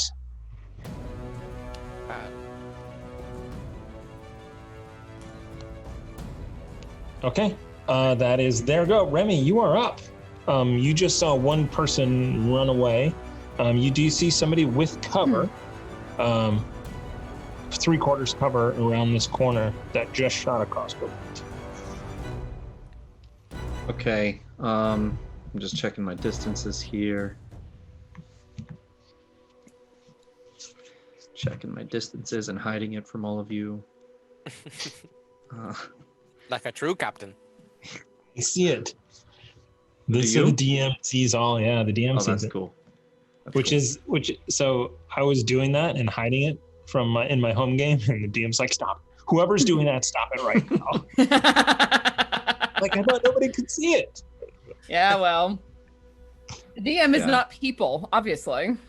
Oh, truer words. So I would have to dash to get to this guy. So Wait, that you will get there. No, 25. because I only have 25. Very little hobbit legs. Halfling, legs. you are halfling. Excuse me. Don't want to get sued. No, sir. So I will come this 30 feet here.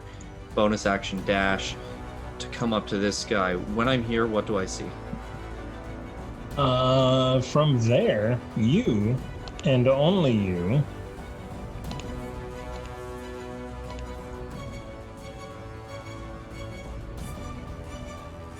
see that. So the individual that ran away did not go far and turned around into a ready position. This one right here? Yep, that is correct. Okay. I see that, and I don't see anyone else on the map. So I will assess my foe. What does he look like? What do I see? He looks like a badass rogue. Badass rogue. All black leather. In fact, studded leather. In fact. All right. I come up to him, and I brandish Kumara, and I go, "Naughty, naughty." And does he have weapons drawn? He has a crossbow in his hand. I say naughty, naughty, but I think you've bitten off a little more than you can chew, and I'll go to stab. All right. Where is my attack?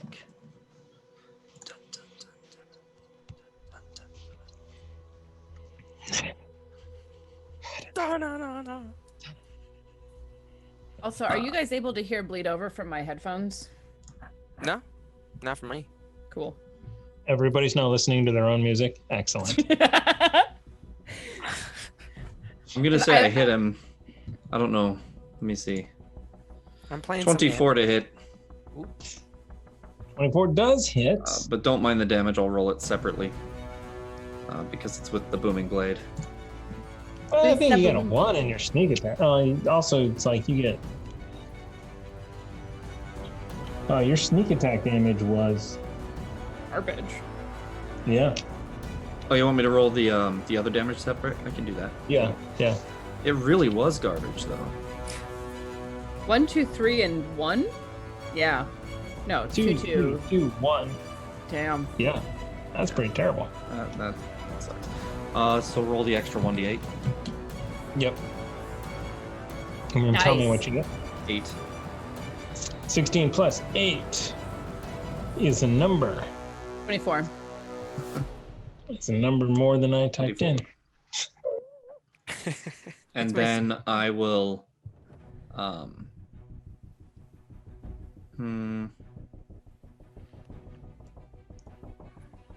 I will go in between here like that. Okay. You do notice the person that kind of turned and ran away and readied themselves. Looks like they have panache. All right. Good to know. All right. So next up is, in fact, that individual who is going to move on you, Remy. Actually, you moved a little bit closer. So from there, you actually see all the way down here, which is more stuff. You see 2 more individuals. I'll just actually... You see 2 more individuals there that were ready to action, although they were ready for somebody to walk by. Approach them. So I will, at the end of my turn, scream out, 3 more here! Thank you. Sorry, and 2 more over on that side. Good lord. Oh, goodness gracious. All right, so... I'll just say it's an ambush on both sides, then. This person comes in and goes, you're going to give me that whatever magic item you bought at that shop a long time ago. That's fair. I don't think I bought anything from him. Actually, it is a gnome. You see that this is the very gnome from Sorcerer's Sundries. What? So he actually might have had the boots. No, I think they were just trying to lure us in to kill us. Get our shit. Is how they collect their magic items. Yeah, that is exactly it. They sell them, and then they ambush people and buy it, and steal them back and sell them to some other sucker. Exactly what happens. So... That hustle only works if they stay in the city. Next time we buy something and then get on the goddamn boat. Yeah, but it's Baldur's Gate, man. You just have to expect. 16 to hit. Does not hit. It does not. It most assuredly does not. That wouldn't hit me, and I have lower AC. That does not hit. 22 for the third attack is... Yeah.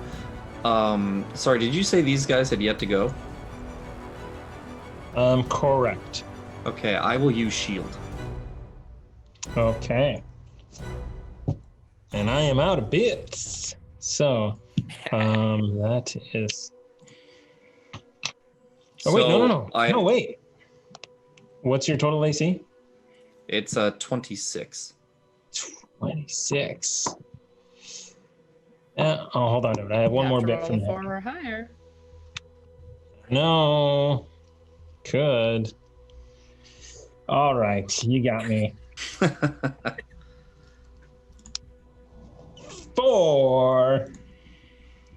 That is going to be a 26 to hit. It hits. Thank you. All right. So let me go and look and see what I am doing here.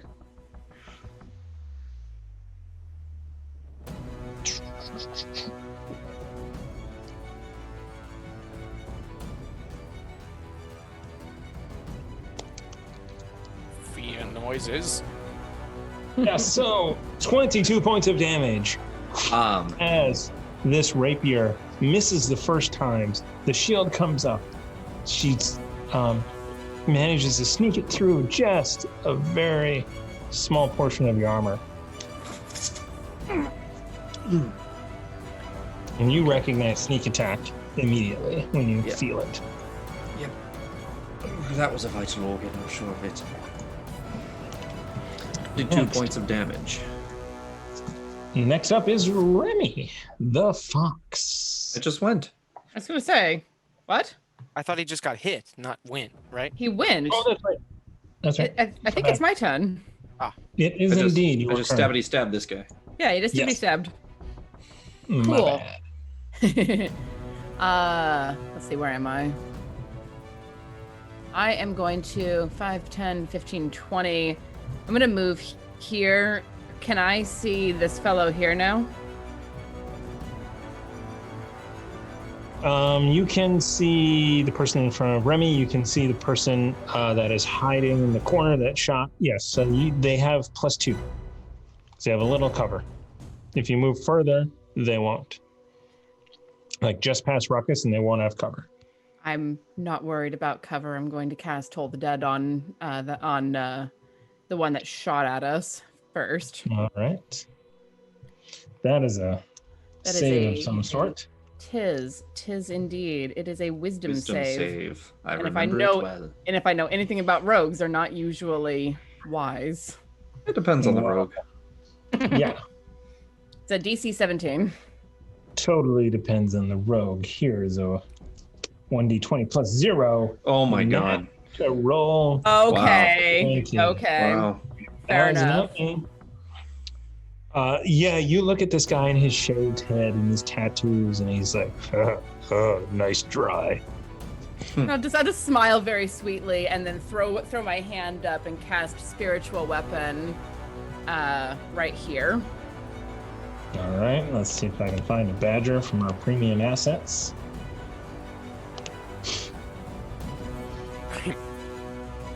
Because that's, let's see, a bear man, another bear man. Oh, a bird man. Bird man is our spiritual weapon. Is that where you put it? Yes. And I rolled a nat 20 to hit. Because that's a 29 total, and it's aiming at this guy. And let's see if you did you get a lucky card? I just did, yes. So let's see, that should be 2d8 plus 5, so I'll roll that. Succeed on a skill check. Good one to have. Yes, very. So that is 18 points of damage on him. That's a spiritual weapon. Yes, it is. Mm-hmm.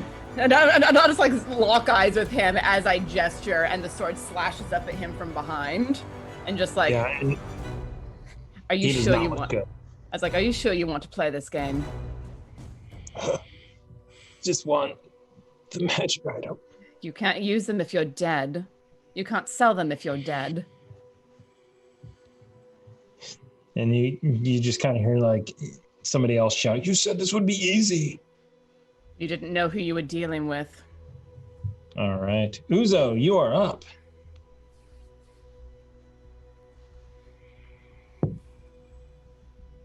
You're muted. Uzo was muted. Uzo was kind of caught playing off guard with the puppet and heard the whispers come out, and he kind of like looked in the puppet's eyes, like, what the hell? And seeing Andraste kind of go towards it, and then Ruckus go towards the alley, a crossbow bolt fly out.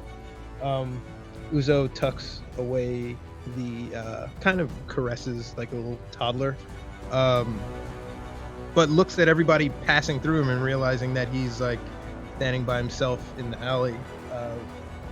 Analyzes through the alley and looks up and casts fly on himself to perch himself right over here. So he starts to drift upward, and he kind of comes down right, not directly over them, but I assume he's out of striking distance for them, perched on like the second tier of this. Absolutely. And you have a 65. fly speed? Hey, it's at second level. You can cast it on somebody else too, right? Or whatever level, not second. You'd have to be touched though. Oh, I think. damn. Yeah. So Uzo kind of nicely perches on the ledge, looking over at the commotion, and the other people don't see him, but psst, no wonder there are no children running around the streets of Baldur's Gate because of the likes of you. And I don't know, intimidation. It'd be an action to do intimidation. Okay, so to try and intimidate them. He basically says that it's not intimidation. His action was to fly into perch.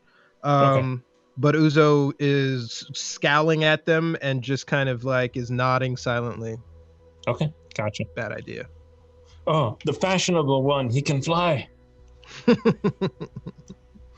And that's the end of Uzo's. Actually,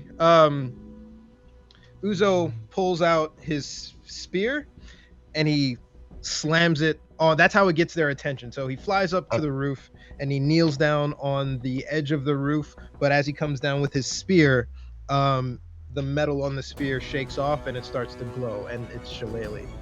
He casts Shillelagh on the spear. So it's that's a bonus glowing action. green staff. Yeah, it's a bonus action. Okay. So he's got that in one hand and he's got the some of the ceramic tiles as well slide off and it's like, Does that go into their eye as they look up? No, it lands behind them. Come on. You're trying. You're real trying. All right, next up is cool shit. Raucous Highborn. Wait a minute, I did not roll a 1. You were going last, sir. Sorry. I rolled. Oh, what's their dex? Oh yeah, I rolled a 3. Close. All right, so oh man, it's way too many windows. This person is going to actually. They kind of as they're walking, they sheathe their sword and pull out a crossbow, and they're going to shoot up at you, Uzo. Because I'm on a perch, do I get some cover too? It's angled upwards a little bit. I'll give you a +1. Not like, sure. Not even half cover, because you're standing there like being I'm seen, crouched. being intimidating. I'm crouched. I'm kind of Batman perch. Landing? Yeah, that's exactly what he did. It's. All right. Let me see what the pluses are on this thing. He's not wrong. Come on. So the first one misses off, and he's like, "Help! Somebody shoot this guy!" And this guy does the same thing because he missed. 20. Does that hit? 20 plucks. Yep, that definitely hits. All right. Let me just quick make sure. Look at this guy. Does not have sneak attack.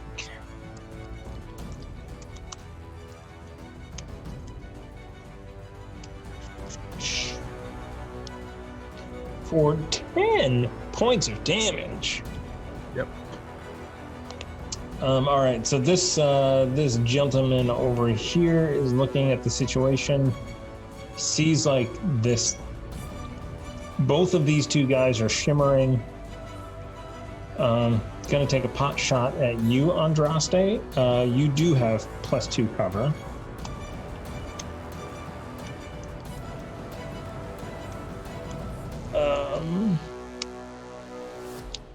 But wow. A natural 20 is going to hit. Yes, it is. Impose disadvantage? What's the pot shot? Yes. Is it a physical bolt of something? Hold on. How far away is this guy from me?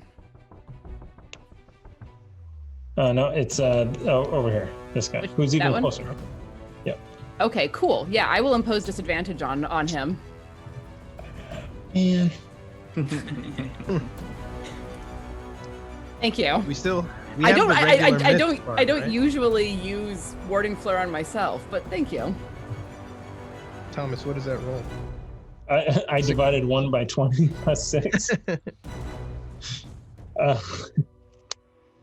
3. A 9 is not going to do it. So No.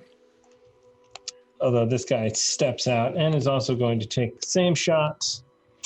12 with your +2 to AC is still not going to hit. That is everybody but Ruckus, whose turn it is. Here we go. Is this a person? No, that's my spiritual weapon. Got it. Well, I think that's a good place to attack. I want to go here and just take out cleave that one. All right.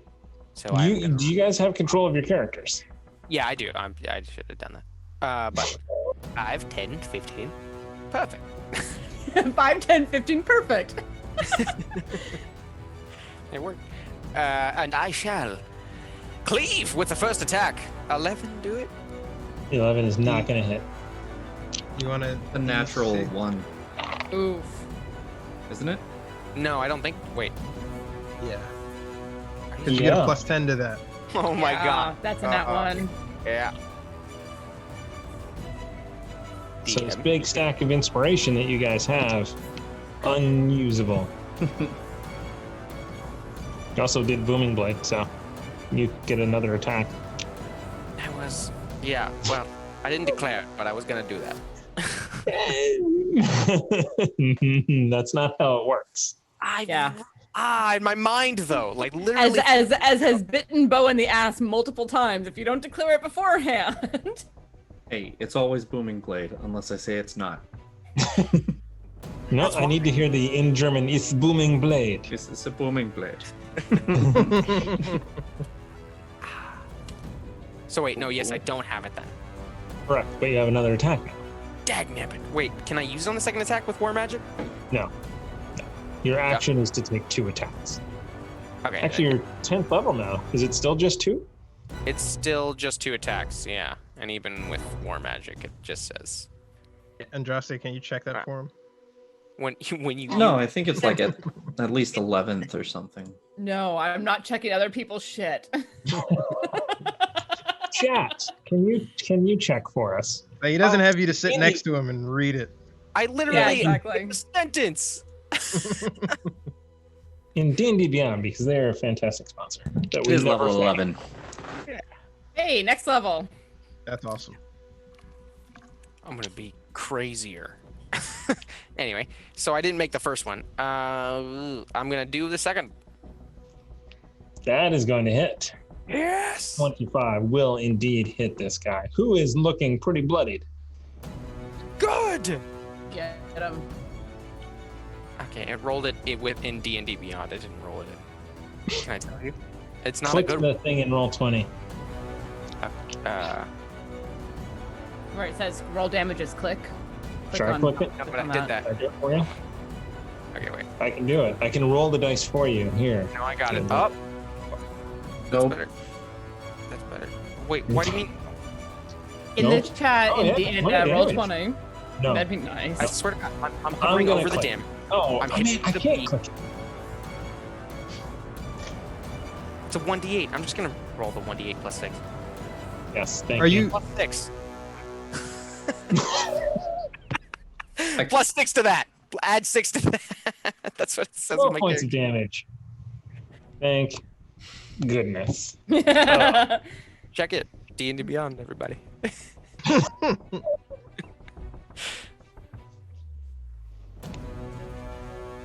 Oh my god. Okay. Second wind or whatever it is, It's not necessary right bonus now. action. Do it! Action surge is the word you're looking for. Words. Oh, 2 action surge. Yeah, okay. Let's do this. Let's kill this thing. But wait, Booming Blade on this first action. There it is. Well, no. So if you You do don't that, need it. you won't get a bonus action because you've already used it. So it would be better to use 2 attacks here instead of Booming Blade. Okay. He's also probably not going to... So if you're going to action surge Booming Blade on the first action. Or So I can't even Booming Blade right at this moment then. you With can, that but it'll turn. take away your second attack because you already used your bonus action for your War Magic second attack, right? Oh no, he didn't. No. That's I right, didn't, you didn't but- Booming Blade. I'm But sorry. so action surge is not a bonus action or anything. It's just an ability. Yeah, so he yeah. still has his bonus action. All it says is you can take an additional action on your Yeah, turn. that was my bad. Perfect. I'm sorry. Which is also a card in the deck of inspiration that I'm currently looking for a designer for. Anyway, Ooh. So War Magic applies. yeah. Yeah, because it's another action attack. Booming. I didn't freeze. All right, then cool. I'm gonna attack and then also throw in that Booming Blade with this next thing. Yeah. Oh, 15 hit? Ing Blade! 15 hits. Yes. Okay. Yes. Because I'm not giving these guys rings of protection. I'm hovering over the 1d8 plus 6, and I'm gonna hit the B. I'm clicking on the B. I don't know what's happening. Just click on the roll Wait. damages No, part no. In the... Not. Are you in Roll20? I'm in D&D Beyond. No, go into Now go to Roll20. Roll20. Look at the chat, and under the attack, click Roll Damage. Thank you. The button that says click. I did it. Okay. Thank you so much. So were you one-handed or two-handed? It is one-handed, so it would be Okay. 9. 9 points of damage. 3 plus 6 equals 9. Very good. Is it plus the 8 now, or is it later? Yeah, plus another 1d8. Yeah. Okay. So 17 points of damage. He is not looking good. Cold enemy. Wait, no. War magic. Make an attack. Sweet. Next attack. 21. Hit. Nice. One-handed, 13 damage. Nice. All right. Describe the flurry of blows that kills this guy. Excellent. Oh, yes. All right.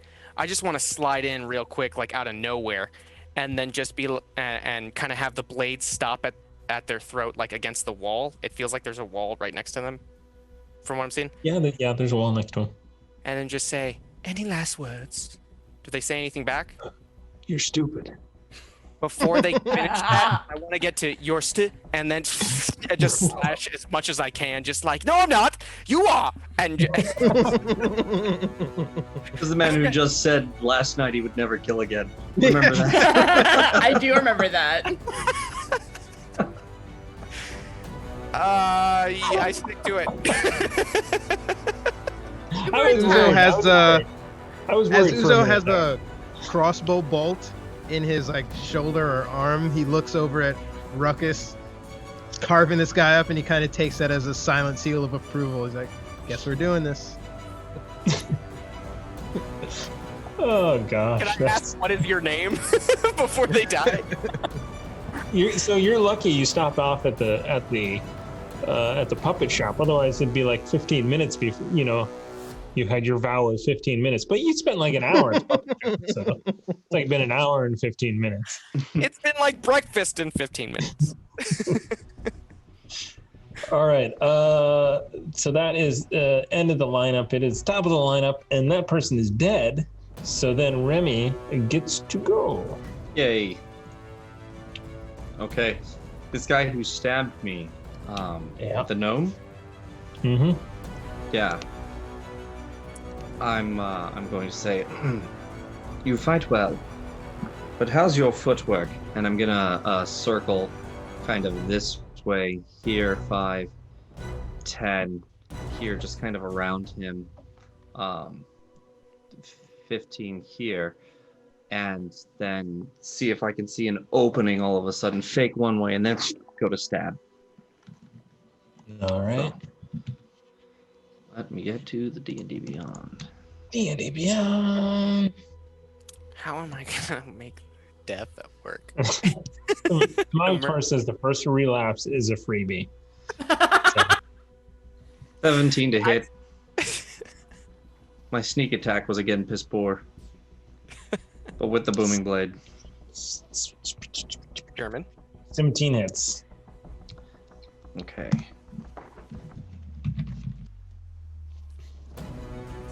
That is 28 points of damage. Damn. Yeah. As that does stabs into him, I get into him and I go, ooh, caught you napping, didn't I? And pull back to here.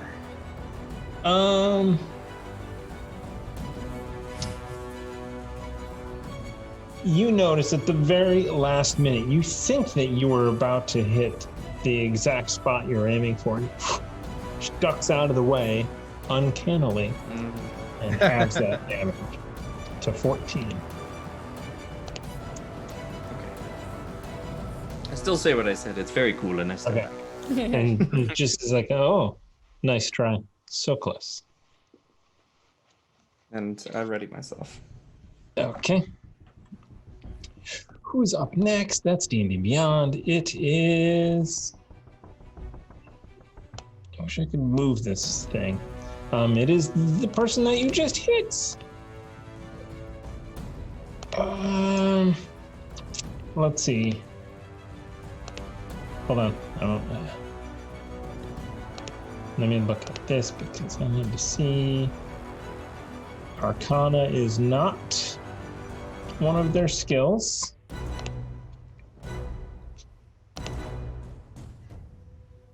He doesn't know about that booming blade. I'm warlocking all over him. It's not a rogue thing. No, it's not a rogue thing, but there were a lot of devil worshippers. I'm going to give this a D20 roll, and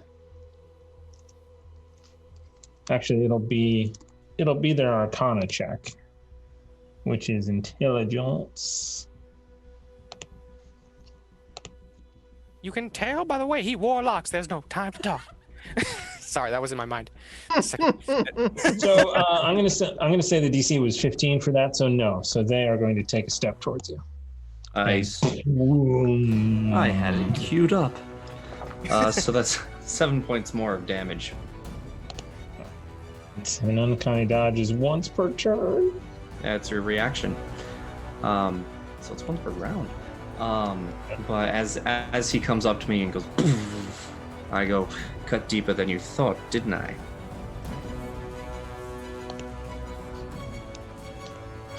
Way too many tabs. But they're going to be able to get an attack. 3 of them, in fact. On you.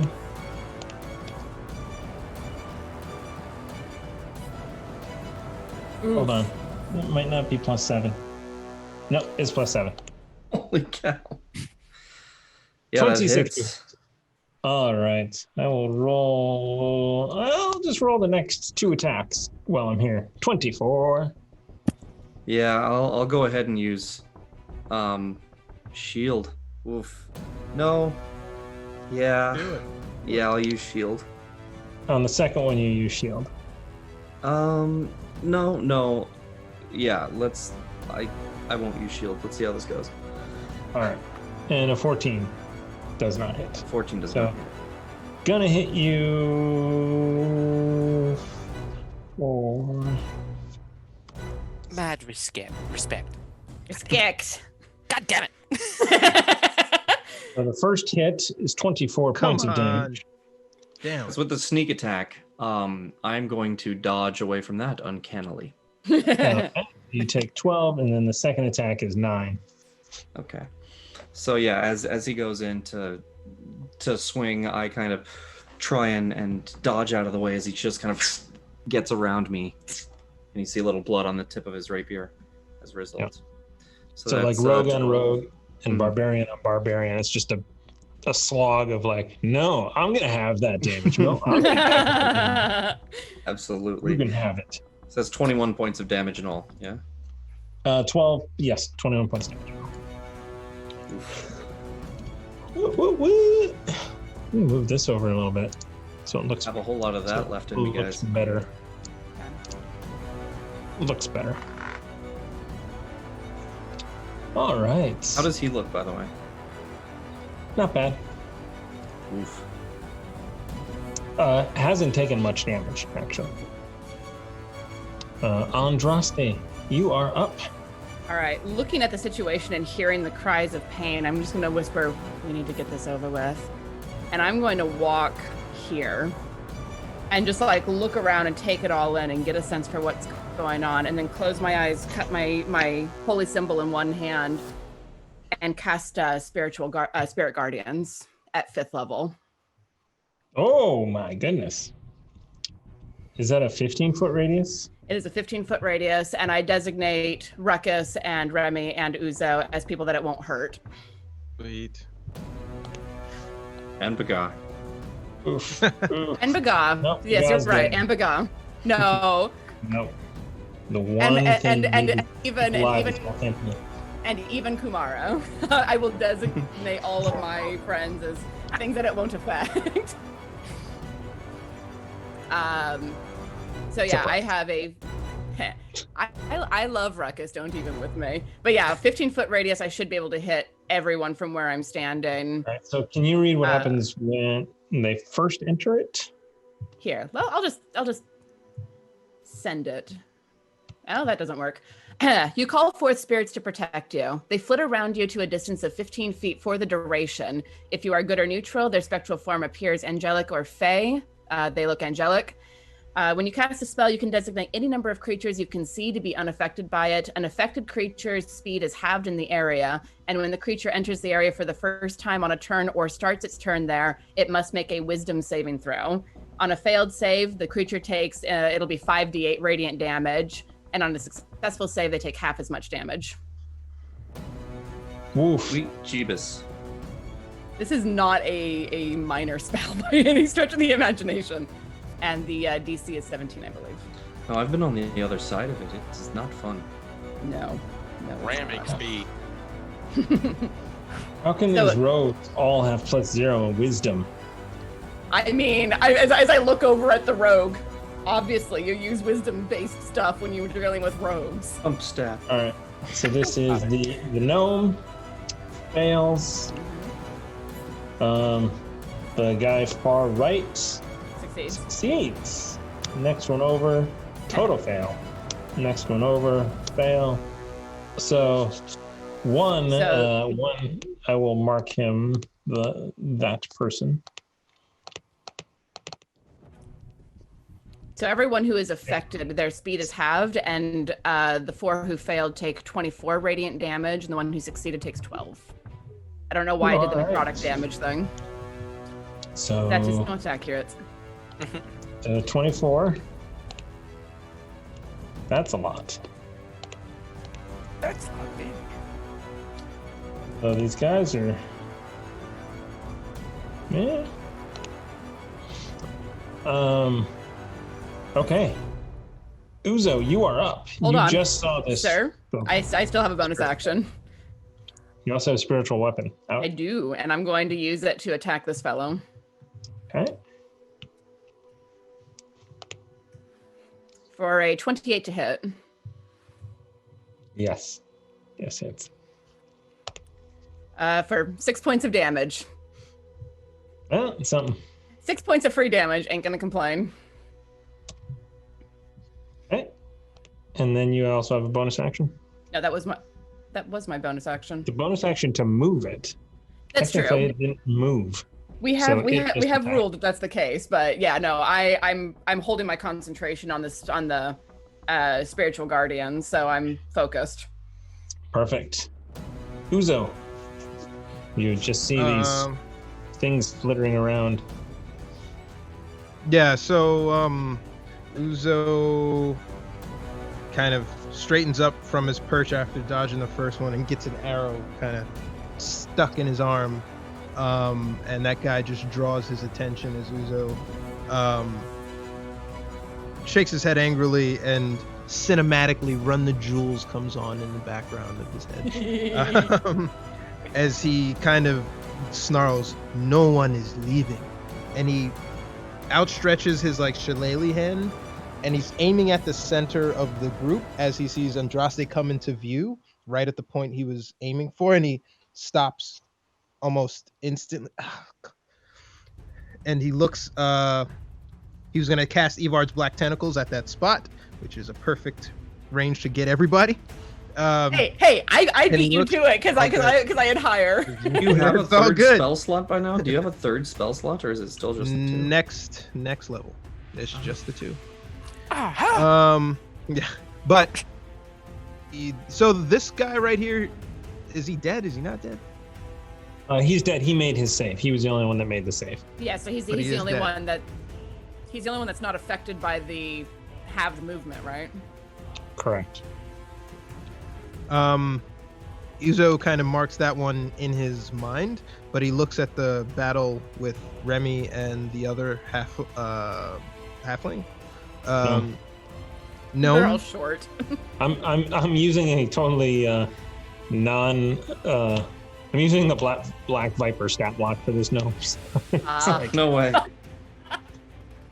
You're fighting Eva. Thanks. So looks at them engaged in contact in combat, and Uzo eyes narrow and starts going green as he starts speaking in tongues and whispering to himself as he shouts dissonant whispers at level 5 to that guy. It's a wisdom save wisdom? of 17. Yes. Come on, baby. Hit Money, that money, no wisdom. money, big whammy. Yes. 12 is a So, fail. it's going to be a 7d6, and you must immediately start. If you can use your reaction to run as far away from me as you can in this period, I guess. I don't know. On a failed save, yeah, psychic damage. Go ahead.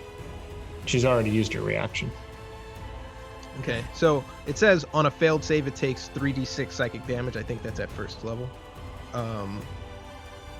And must use it immediately. Reaction if available to move far away allows you from. She didn't use it because she went after Remy. But she's in Remy's space, right? She. Yeah, but it's at the top of the round, right? When the round resets, is that when your reaction comes Or is it back? when it's there? Your turn, it resets. Oh, I So don't know. This will be Look it up. 76 psychic damage. Yeah, won't it? it'll be 76. Yeah. yeah, so she's gonna run away as well.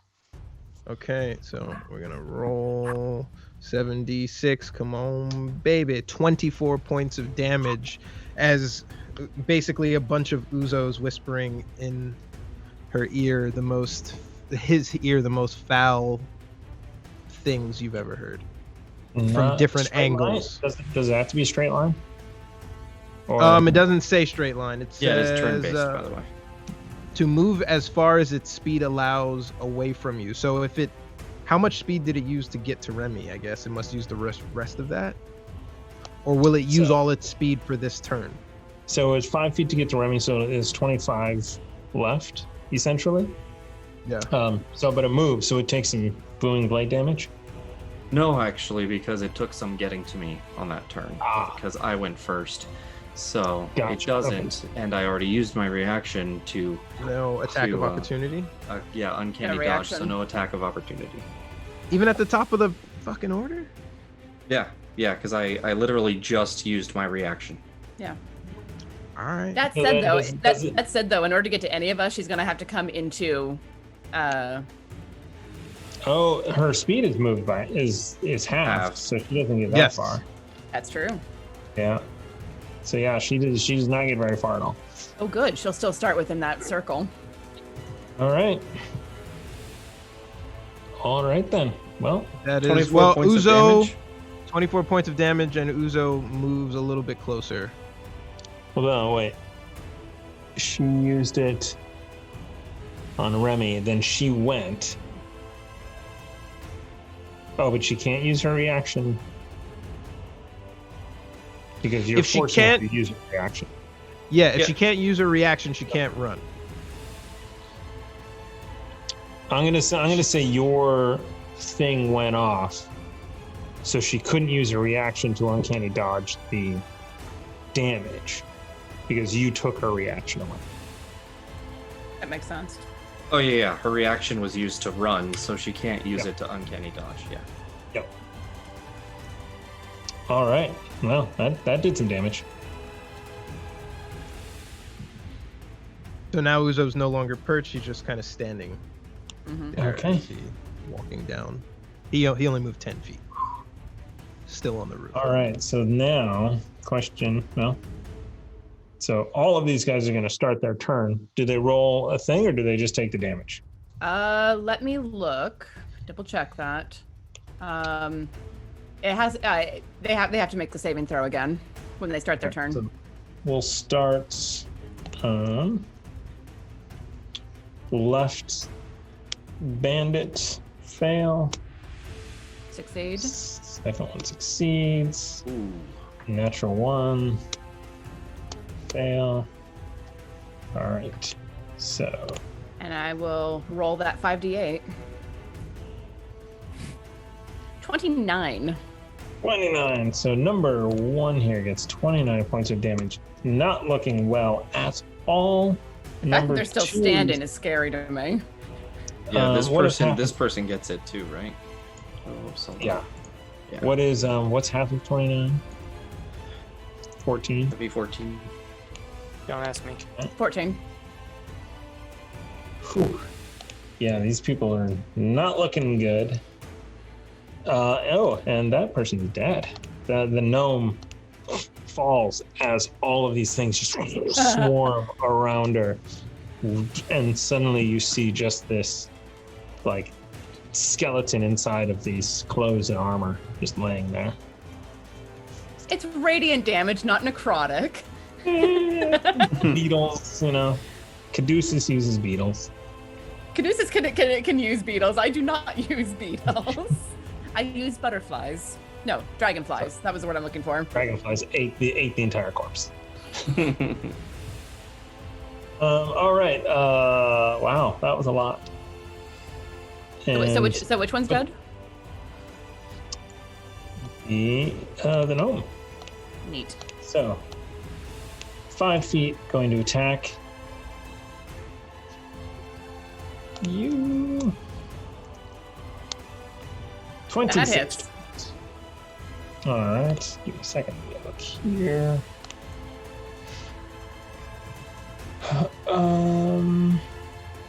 Okay.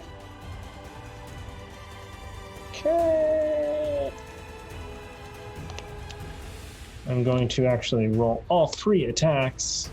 Miss. So only one hits. Yep.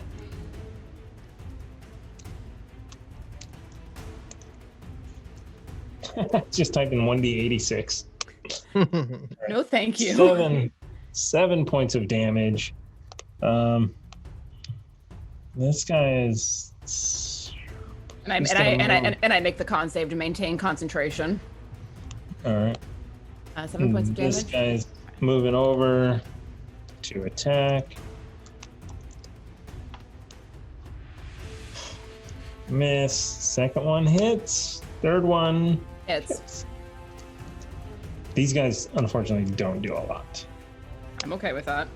6 points of damage and 8 points of damage. So that's 14.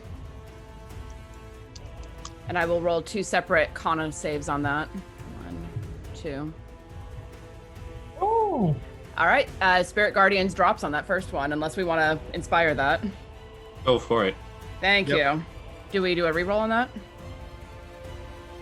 No, you just need to go more than 10. So. Oh, yes. Well then. So just one? Yes, just one. There we go. All right. Yeah, I'm a little bit battered, but Spirit Guardians is staying.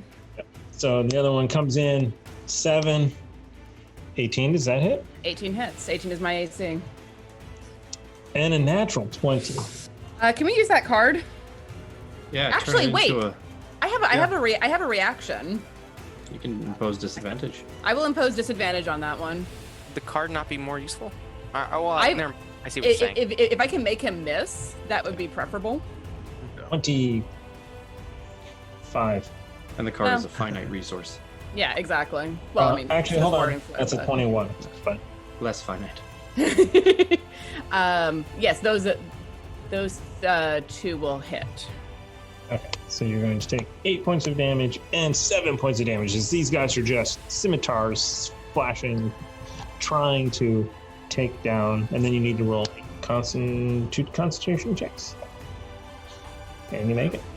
Make both of them. I'm bloodied and like spitting out a bit of blood, but my hands are still cupped around my holy symbol, and I just look at them with my blue eyes just like glowing with rage. And you can tell that they are not likely to make it through the next round.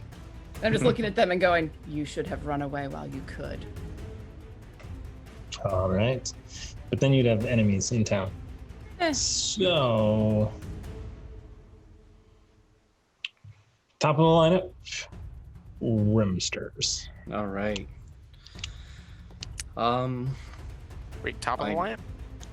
Yeah. Ruckus total isn't... bottom of the lineup with Ruckus.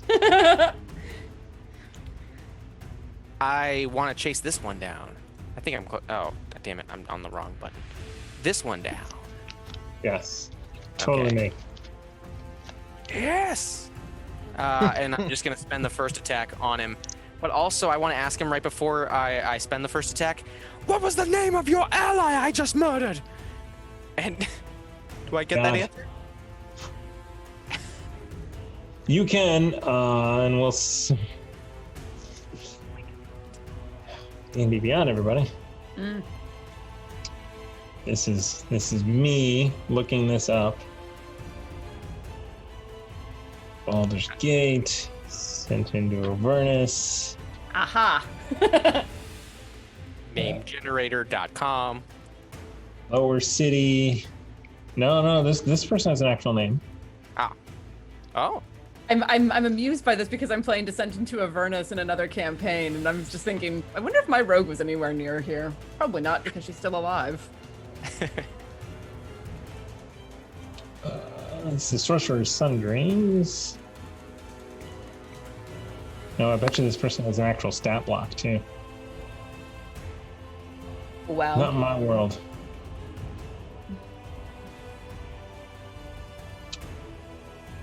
No, definitely not in my world. Gilligan. Okay. Rock Gnome. Gilligan Rocknum? Oh. Okay.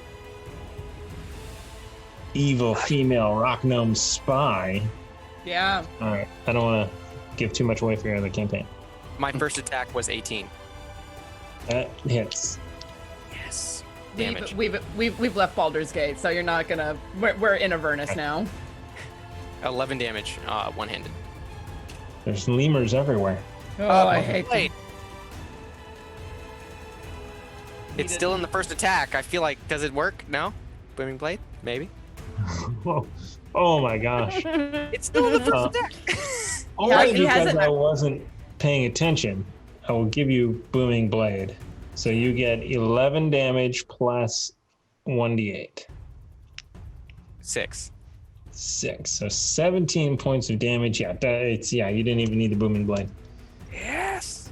So boom, and as he falls stumbling forward to the ground, the Booming Blade goes off. Again, it's like his body explodes. Can I ask what his name is before he is perished? Before his end? So the Gilligan booms out. That's like the name comes out of its dead vocal cords. And what is your... Okay. Gilligan Rockno. Dracano von Kane and Gilligan Rockno. There you go. Androste? Yes. Wait, can I make it from... Wait, no, with the second attack, can I actually reach the other... No, you cannot. With the second attack, can I throw the Flamberge and reach Andraste's opponent? Absolutely. At disadvantage, but yeah. That's perfectly fine. I mean, how much movement do you have left? I only move... 5. 10, 15, 20, 25. Yeah, you only have 5 left. So at disadvantage? I mean, I'll move 5. I still feel like I'll get disadvantage, though. But... Unless any throw is going to be disadvantage. Okay. With a long sword. The first throw was that 25, and second. All right, yeah, you totally hit this guy. God, I love fate. Quick, other guy, what was his name? And I asked the guy the last name I just killed. And All right. Well, okay. That is 9 points of damage. Not dead, but now he's got a sword sticking out of his back. So. Perfect. No more laundry. I'm done. Wait, what was his name? That's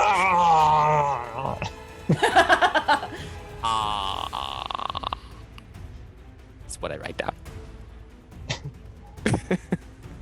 Excellent. Now it is top of the lineup. Okay. So I'll just rush up next to Andraste, and kind of steady myself against her so she feels kind of my hand against her leg. As I bring this back up, and I'm kind of have my shield and my sword kind of behind it next to her as I see her surrounded, and I look at them and I say, today was not your day. You had the very unfortunate fate to run into the Foxy Irregulars. And I, Slade Remington, will now dispatch you as I go. Sounds like a lot of talk. I think that's your whole action. That's 6 seconds. All right, that's fine. That's fine. That's part of your move. That's yeah. There we go. I use my bonus action to say this. No, it's part of your move. It's fine. Okay. And then I'm gonna attack. Are you getting on me for role playing, man? All right. So that Wow. a bit better. A little bit better. Wow. A little bit. What? So that just. I eliminated him. I deleted him.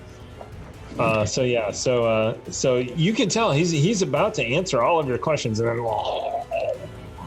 you get him right in the neck and he falls over.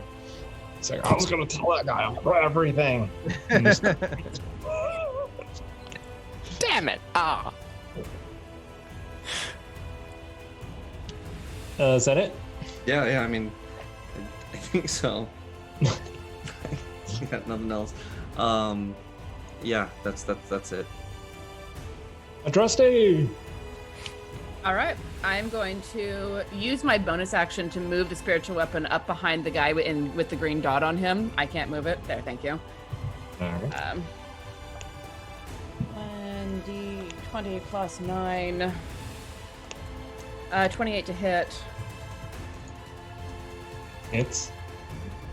I didn't even wait for you to say anything. I just started typing in the damage. 8 points of damage to him. 8 points of damage. Not looking well. And then the one in... actually... Yeah, they're both within 5 feet of me. I will use my action to cast Word of Radiance to blast radiance out from myself. They have to make a con saving throw. Oh, these guys are so healthy. Oh my god. I don't think they're healthy. 19, first one. 18, 19 succeeds. second one. They both succeed. So, and with Word of Radiance?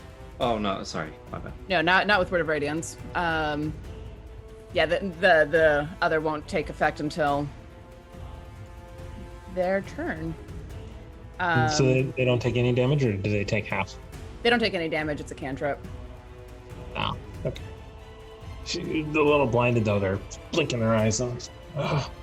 Yeah, there's a little bit of extra light that flared up around me as I whispered a word. Yeah, but that damage that you did do is definitely going to come back to haunt them. Uzo, you are up if they make it that far. Not gonna.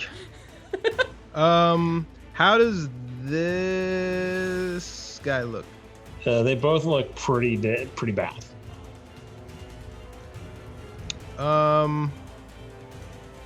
Uzu hops down and kind of nests right here.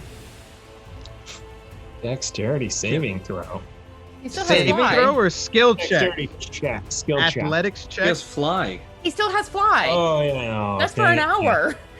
Oh, yeah. He just Excuse sounds me. like Superman. Just me. Uzo gracefully, like Prince coming down from a slam dunk, Nice. flies over this guy and lands on the other side over here. Oh, As you the leave guy- his face. No. No, I don't. Do you fly? Okay, so you fly. I stay in his knowing that space.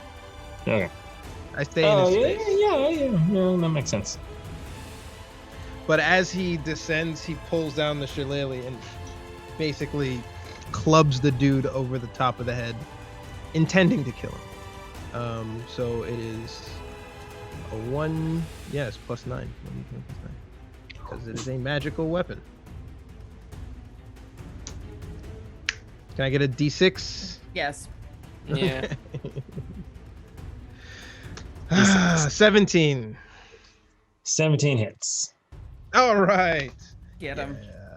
How many points of damage? That's a good question. 1d8 plus 5. Let's see it.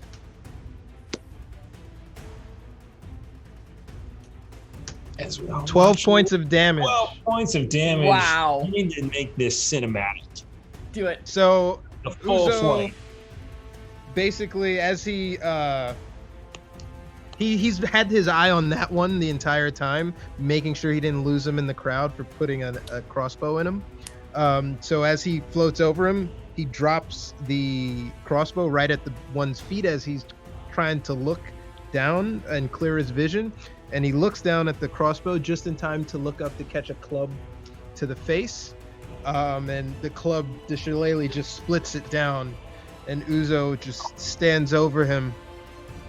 And for good measure, he winds up another one and he looks at Andraste. And he puts it back and he's like, he's dead. Look at Andraste, who, And- by the way, looks really spooky. Her eyes are glowing blue with her hands cupped like this, and she just looks at you. Yeah, there are these like spirits flying all around you, but they are just forming like they parted as you flew in. the seraphim I was. So yeah, Uzo comes down and uses his momentum of descent to crack the one right on the bridge of the nose and the temple. Basically almost split. The force impales the club, the shillelagh, as the All guy right. drops like a sack. Like And a then, pumpkin that oh you my smash. goodness. Oh. So as these things are flying around and coming around and you split them, this guy like shrugs it off. He But still he's takes still half gonna take- damage. Half damage. Yes, sir. And he's like, oh, I got this. And he takes it one step and then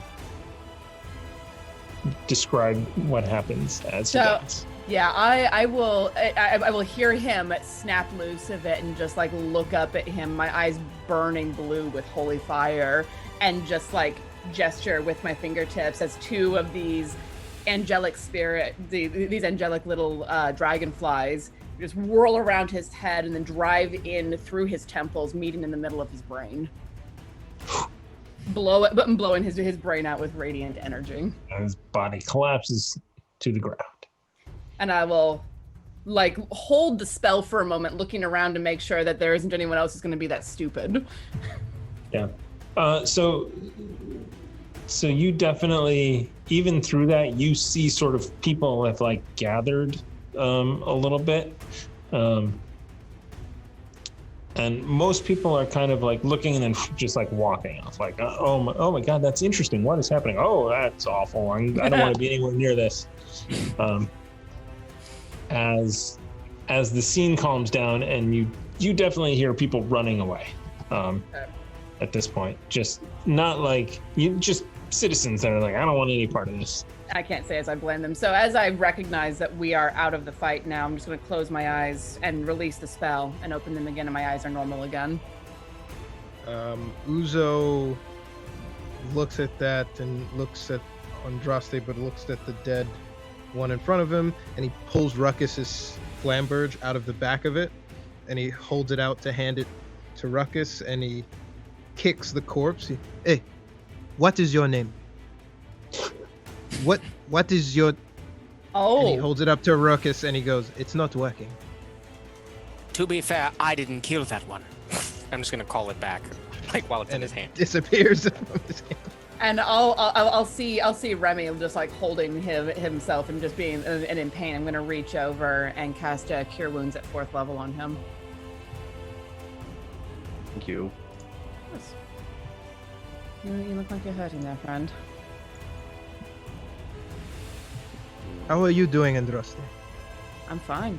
A little hurt, but not bad. Your eyes were very scary. Yes, well. These ones did not meet their end very nicely. Well, then they shouldn't have ambushed us on the way. We did nothing to provoke them. They decided to attack us, and there are consequences. Why can I not speak with these ones? I don't know, but we should not linger here. We need to be on our way before the authorities come and find us. No, I must know Arg's full name. I'm gonna like reach over, grab his shoulder as I walk out, like grab his shoulder and turn him. Let's go. Come on. Whose shoulder did you grab? Because Uzo is still kind of lightly Ruckus's. prodding with the shillelagh. Hey, it's okay. And he sees that and he follows back. Let me at least take Arg's real head. quick before we leave, I go, Uzo, they Yes. wearing anything magical? Mm. And Uzo's eyes gloss over as he looks over and detects magic on everybody. No magic. No magic. These guys are ballsy, man. Are you fucking kidding me? You common street Are you fucking sure? ruffian. Look at their boots. Jeez. Looks at the boots and the shoes. Nothing. Warren, Uzo, did you want to is speak with dead and at will, or is it a spell slot? Ooh. Shit. I thought it was a spell slot. It is at will. I was trying to role play it's at being will out of because spell it's your- slots. It's at will because it's your warlock ability. Yeah. So I guess one of them does one of them Yeah. respond? What is your name? And then just as he's about to give up, he's like, Ruckus, they're not responding. Dave. God damn it. You see Uzo basically jump half a mile in the air. Actually, he We all jumps hear 10 it too, feet into right? the air with his fly ability. He does jump in. That's wonderful. We all hear him, right? Heard of that. No, I think it's just me, right? If it speak with Oh, dead, I think all of us hear it. Mm-hmm. Uh-huh. Really? So you guys just hear Dave. I know it. We are haunted by Daves. Arg, Dave. it doesn't say, at least in D&D Beyond. It only says what it knew. Was a return to a creature. So yeah, I mean the other ones, you guys heard, right? Mm-hmm. I remember Yeah. correctly. Okay. Sweet. What? Come Dave. on. Everyone in Toru's name is Dave. What a common. There must have been some superstar 20, 30 years ago that was named Dave. And everyone named their child that. The last name. We can talk about it at the tavern. Yes, let's go. Ruckus, stop fighting me. Are you going to ask any more questions? You have 2 more. Uzo was only thinking of asking the name because he caught that in the fury of Ruckus's flamberge throw. Gotcha. So unless somebody knew, he's not going to.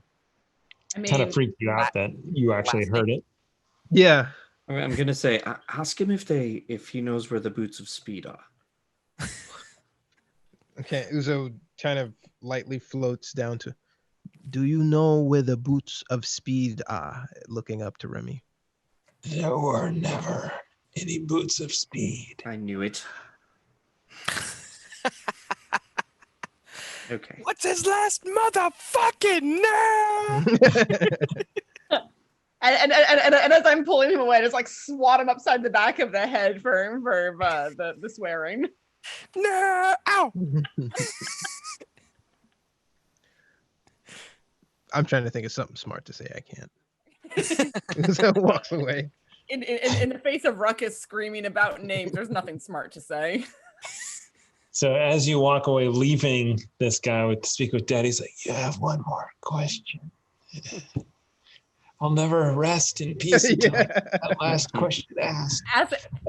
Ask him if he has anything valuable on him. Give him his last question. Would have been an eternal hell.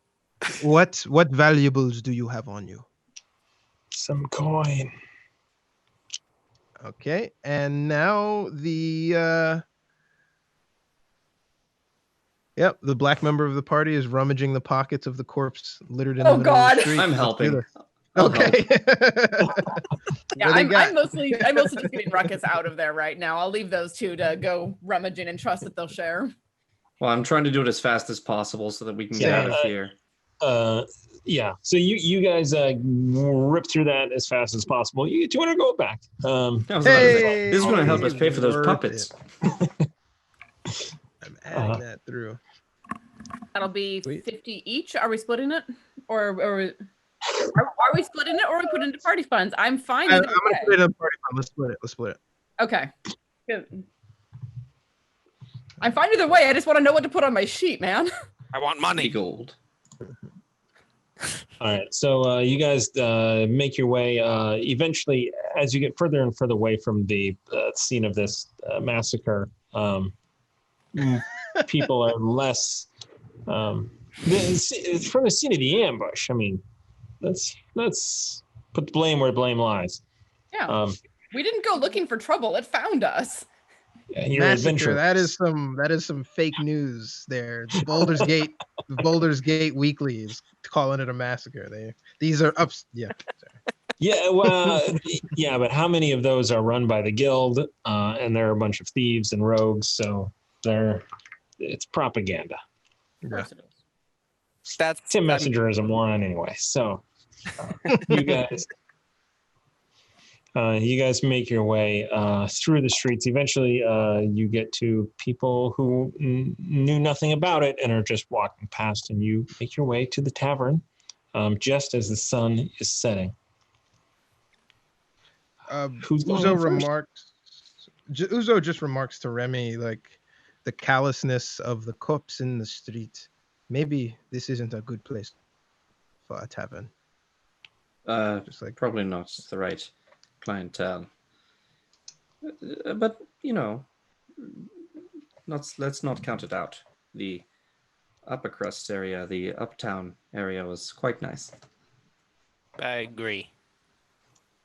However, I look a bit of a mess. Uzo dusts Remy off, and Uzo also dusts off the doll and hands the puppet to Remy. Yeah. Hold on. I take off this hat, this big, giant, ridiculous hat. And I go, Andraste, I believe I gave you my hat to hold. Do you mind if I trade you? And I'll reach into the bag of holding and think about the hat and pull it out and offer it to him. Thank you. Put it on. Put the hat of ridiculousness in there. Yes. Are you fully healed, Remy? No, I'm looking pretty even now. Well, a little better than even. 52 out of 76. So you're looking like you took some damage, a little bit of bruising. Yeah. And actually, as I'm handing him the hat and taking the other one from him, I'll slip that hat away and then reach over and cast Cure Wounds again at 4th level. Oh God! I have the spell slots. Did the sword penetrate your clothing at any point, anywhere? Mm-hmm. Yeah. Uzo sneak attack twice. I think I got. If they're in the same cubic, gonna put his hand on the dark amulet and cast Prestidigitation to mend those. That's a separate cantrip for mending. It is inside the amulet. Prestidigitation is to clean it, not mending. Mending is a very specific cantrip. But you can cast mending if you want. Is that a warlock cantrip? No, because that's a wizard cantrip, right? But is the amulet, the dark amulet, is that a warlock only or is it only warlock cantrips? Yeah. Gotcha. Okay. So you go and you really clean the blood off of the area, but the holes are still there. I curl into a ball for him. one cubic foot, as much as I can. Nice. You make sure your armpits are inside the square. How's the other areas? How's Remy looking now? Thank you. Right. Both. I'm 74 to 76, so looking much better. You're fine. Thank you. I appreciate it. Of course. Shall we? Sure. After you. Don't forget the gift. Also, the gift comes with a little mini breastplate. Remy, that's why I bought it. Not the puppets. We got a bunch of puppets. But this, I think you would really like the. And Uzo's kind of like going on a rant. So you got this, Remy, because I believe in you, and everything I know about you is telling me that you're going to do fine. Okay, just be yourself. I'm just looking at him like that might be the sweetest thing I have ever heard him say. And remember, no pressure. That's really precious. It's like a pep talk, but a rant that goes into nowhere, but definitely very pep talky. Thank you. If we're going to spend a couple of days here, I would very much like to introduce you properly. And if you guys would like to spend some time with me, and if Winifred allows me to spend time with Remy, but if you'd like to, I would love to spend some time with you and Remy, so that he has some memories of my friends. And should I die in the coming days, you could look in on him maybe throughout the years. We are not eulogizing you yet, but I will take your offer to meet your son and hopefully tell him stories that will veer him off of the path of becoming you. So let us go inside. Yes. That is good advice indeed.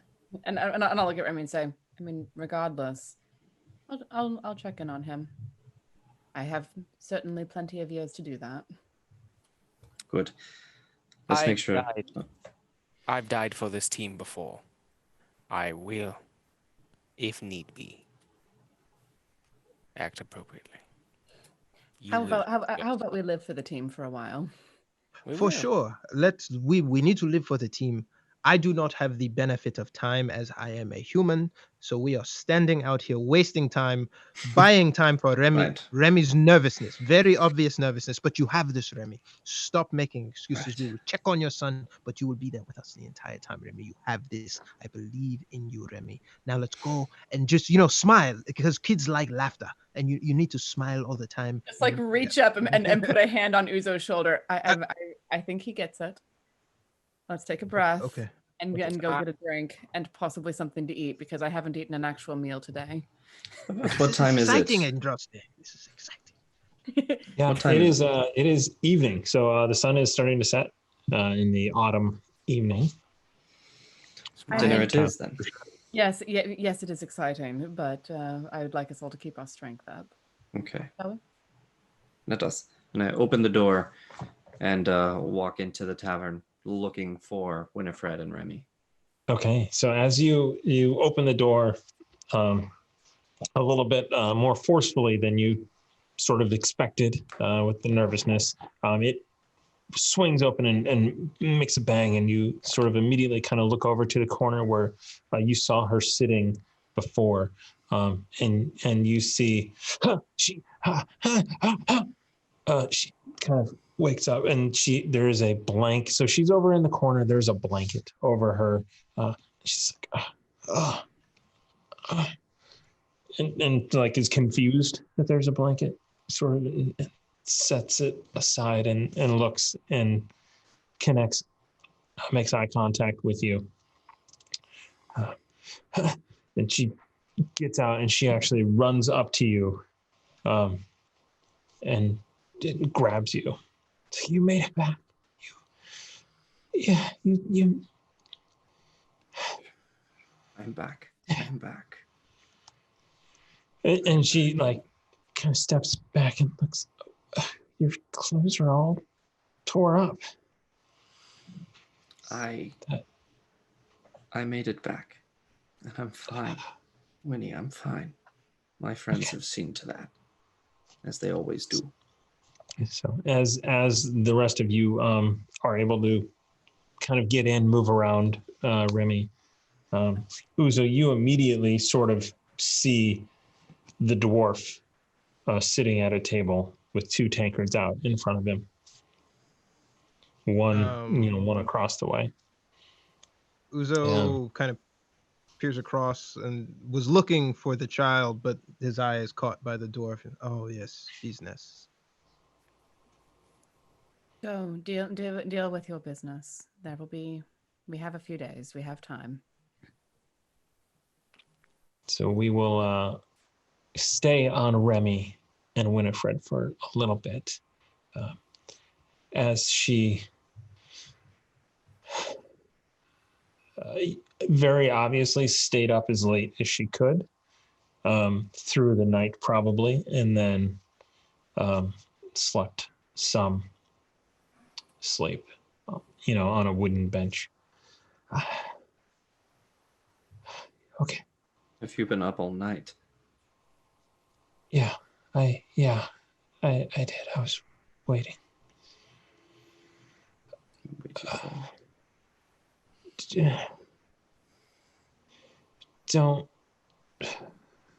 Don't leave again. Or if you do, we're coming with you. If you'll have us. I would love for you both to join me. I would. But that is a discussion that we should have with my friends and my family. Where I go whenever at danger, it doesn't follow. I rush into it. It is the path that I am on. We all are, 4 of us. I could not put you and little Remy into that. But I promise you, I will take you with us as very far as I can. Until it is not safe to go any further.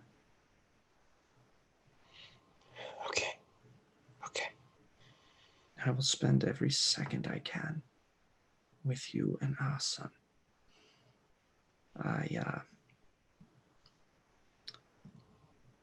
I know I've got a lot to make up for.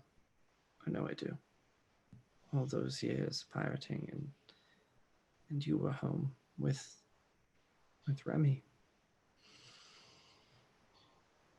I cannot make up for it in one day and with gifts, but I thought it fitting that I bring something for him. And my friends have as well brought something for him. Is that okay? Yeah, that's okay.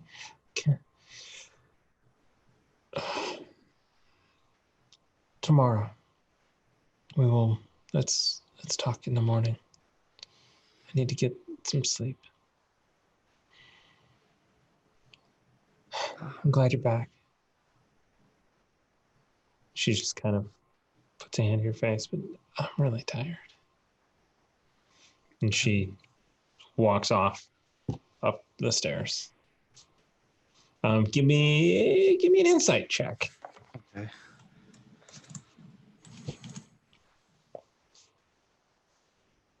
Let's see here. Insight is definitely not my strong suit either.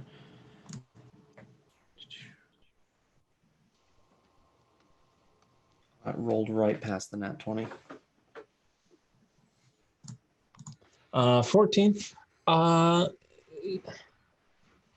It wasn't an invitation, but it wasn't leave me alone. Mm-hmm. You can tell she was really tired. Let me see you to your room, and I'll go and I'll escort her up. Okay. And at the door, she just kind of stops and hugs you again. I don't have to come in. It's okay. I just I wanted you to know I'm safe. And I will see you in the morning. Yes. Thank you. Sleep well. Yeah. She just says,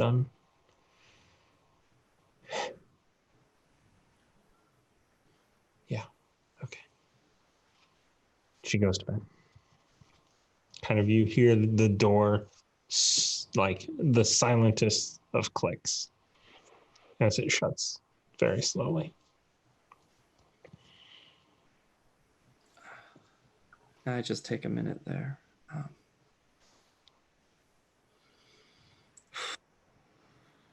Okay. And I kind of head downstairs with my head kind of in a bit of a daze, clearly thinking about other things, heading over to where everyone else is. And while he was upstairs, I would have gone to the bar and gotten drinks for 4, but with the understanding that we might not see Remy again tonight. Okay. Food, I'm sure, as well. Yes. So for everything, mark off 1 gold. And I'm gonna make sure my boys get fed. It is 10, so we're going to pick it up next time with the title of tonight's episode was The Waiting Weary Traveler. Yeah, and the one before that was The Weary Traveler. So the next time the impatient weary traveler. Finally, The Weary Traveler. Thank you guys for joining us, for sticking with us for the shopping episode of Puppets. Amy said I did not go enough puppeteer. In our home game, there was a Strahd puppet thing. There was this whole big... I attacked somebody with a Strahd puppet. If this child is coming on the boat, on the Chimera, or on the irregular Phoenix, there's going to be tons of puppeteering. Yeah, we're going to have to talk about that because I have Andraste has thoughts, but not now. Halloween is coming up. We'll see. We're definitely getting possessed by those puppets. It's like that indie horror game, The Puppet Playhouse or some shit. The Dalit and the others are gonna have flashbacks for puppets. Probably. So thank you guys for watching, for sticking with us, for joining us. We have a massive giveaway going on right now over at King Sumo. So if you type in giveaway, !giveaway in the chat, I'm not even going to beat people. Nope. They're on a delay. In the chat, you can enter to win. You can share it. You can follow us on Twitter, on Facebook, on Instagram. I posted on Instagram today because the Baroness sent us these amazing coasters. The Baroness, our patroness. Thank you so much. We love you. It was amazing to see her today as well. I'm sure. And other things, subscribe to us on YouTube. It's awesome, right? And if you do it through the King Sumo, you get more entries. Andrea had a pretty good recommendation for Squeal's gift of 3K subs on YouTube. Ooh. Yes. I think that is amazing. So when we hit 3,000 subscribers on YouTube, we will do that Squeal the Bard dice box tray tablet holder awesome thing that I'm sure there are pictures on the Discord. Yeah, he put them up during the show. I saw them during break. Sweet. So we will figure that out exactly how we do that. We may use the YouTube community section, which we don't use enough, to send a message out and We'll figure something out. But that is an awesome thing. 3,000 YouTube subs. We are. That's a good idea. 180 away or something like that, roughly. Nice. Very doable. So, Tell your friends. Tell your family. Tell your friend. Yes. Nord Games, awesome people, awesome products. Not just it's not often you can say that companies are awesome people and awesome products. Yeah. So Nord Games, so cool. We appreciate the products. We appreciate the people. Except for there. Apple, right? What? What? You Oh know, my you're God. not that far away from Thomas right now, Bo. He'll just come there and slap you. I hope NVIDIA buys ARM Holdings ASAP just to screw Apple. You know what? I mean, here's the thing. I've been an Apple user for 20 years, loyalist. I now have 6 Windows machines. Wow. Also, I have to have a lot of computers, which is stupid. But I mean, that's called maturing. That's all. Yeah. You say as I am streaming this from a Mac laptop. Oh, and can you watch Twitch while you do it? Hey. No, but that's because of my internet, not because of the Mac. You've seen Gotcha. my build. I can watch everything at the same time. Oh, did you see the new announcements today from NVIDIA? I did. The pricing. Yeah. After I just spent that much on a 2080 Ti. So we have 2 bits going into the bowl. 3090. All right. 2 bits into the boy, which is going to bring us up to 12. I had to fix the thing in the thing. Anyway, it's September as well. So if you subscribe for a long time, for longer durations, you get more percentage off the entire thing. Join us for the Mitten. If you're a Twitch subscriber or a Patreon subscriber, you get entries into the drawing that will be for playing a Mitten character. And right now it's on Tuesday the 29th. So if that ends up being not available for a lot of people, we'll reevaluate. But for now, that's the plan. So head over to the Discord. If you're a Twitch subscriber or a Patreon or both, enter for the drawing to make a character and play with Aaron as the DM for a Mitten. I can't. And with the rest of us watching and heckling. I can't wait for the heckling and for the figuring out what the fuck we're doing that night. Yeah. So when Aaron says, I want to DM more, we were like, okay, here you go. Catch. All right. Yes, and let's figure out what this is. Yep. That's Awesome. what you get for volunteering, friend. I can't wait. Yeah. So you guys, thank you so much again for watching. I'm gonna hit this end because it is late. Got a full day tomorrow. Yeah. Thank you guys so much. We really appreciate it. And Saturday, Call of Cthulhu. It's gonna be so much fun. They're doing something. There's a mask. There's always a mask. I don't know. There's always a freaking. Well, no, we're in Cairo now and dealing with the after effects of everything that the B team did when the A team wasn't there, and just look around and go, we left this in reasonable condition. You broke it. Did you though? I mean, we didn't kill Nitocris. She got killed by Donald making a deal with the Black Pharaoh, and that's never a good idea, dear, darling, sweetheart. Of course not. Well, they need to find a blood of 1,000 innocents or something. It's not like that many. All right, and then Monday is Dragon of Icespire Peak. We know this campaign is going to go a lot longer than anybody had anticipated. Because we spent an hour trying to find rabbits. Sometimes you got to just role play. Yeah, I mean, honestly, anytime that there's like the satanic panic stuff where people are like, oh, the DM will twist their minds and make them do all this stuff. I'm like, just watch the first hour of this and tell me that the DM has any control. Exactly. All right, and then we are back here on Tuesday to launch into the new arc for real this time. I promise. We went shopping. What has what has Remy's dick got us into this time? That's fair, actually. Yeah. It's true. Speaking of role playing. All right, so we're done. Good night, guys. Thank you, and we'll see you next time.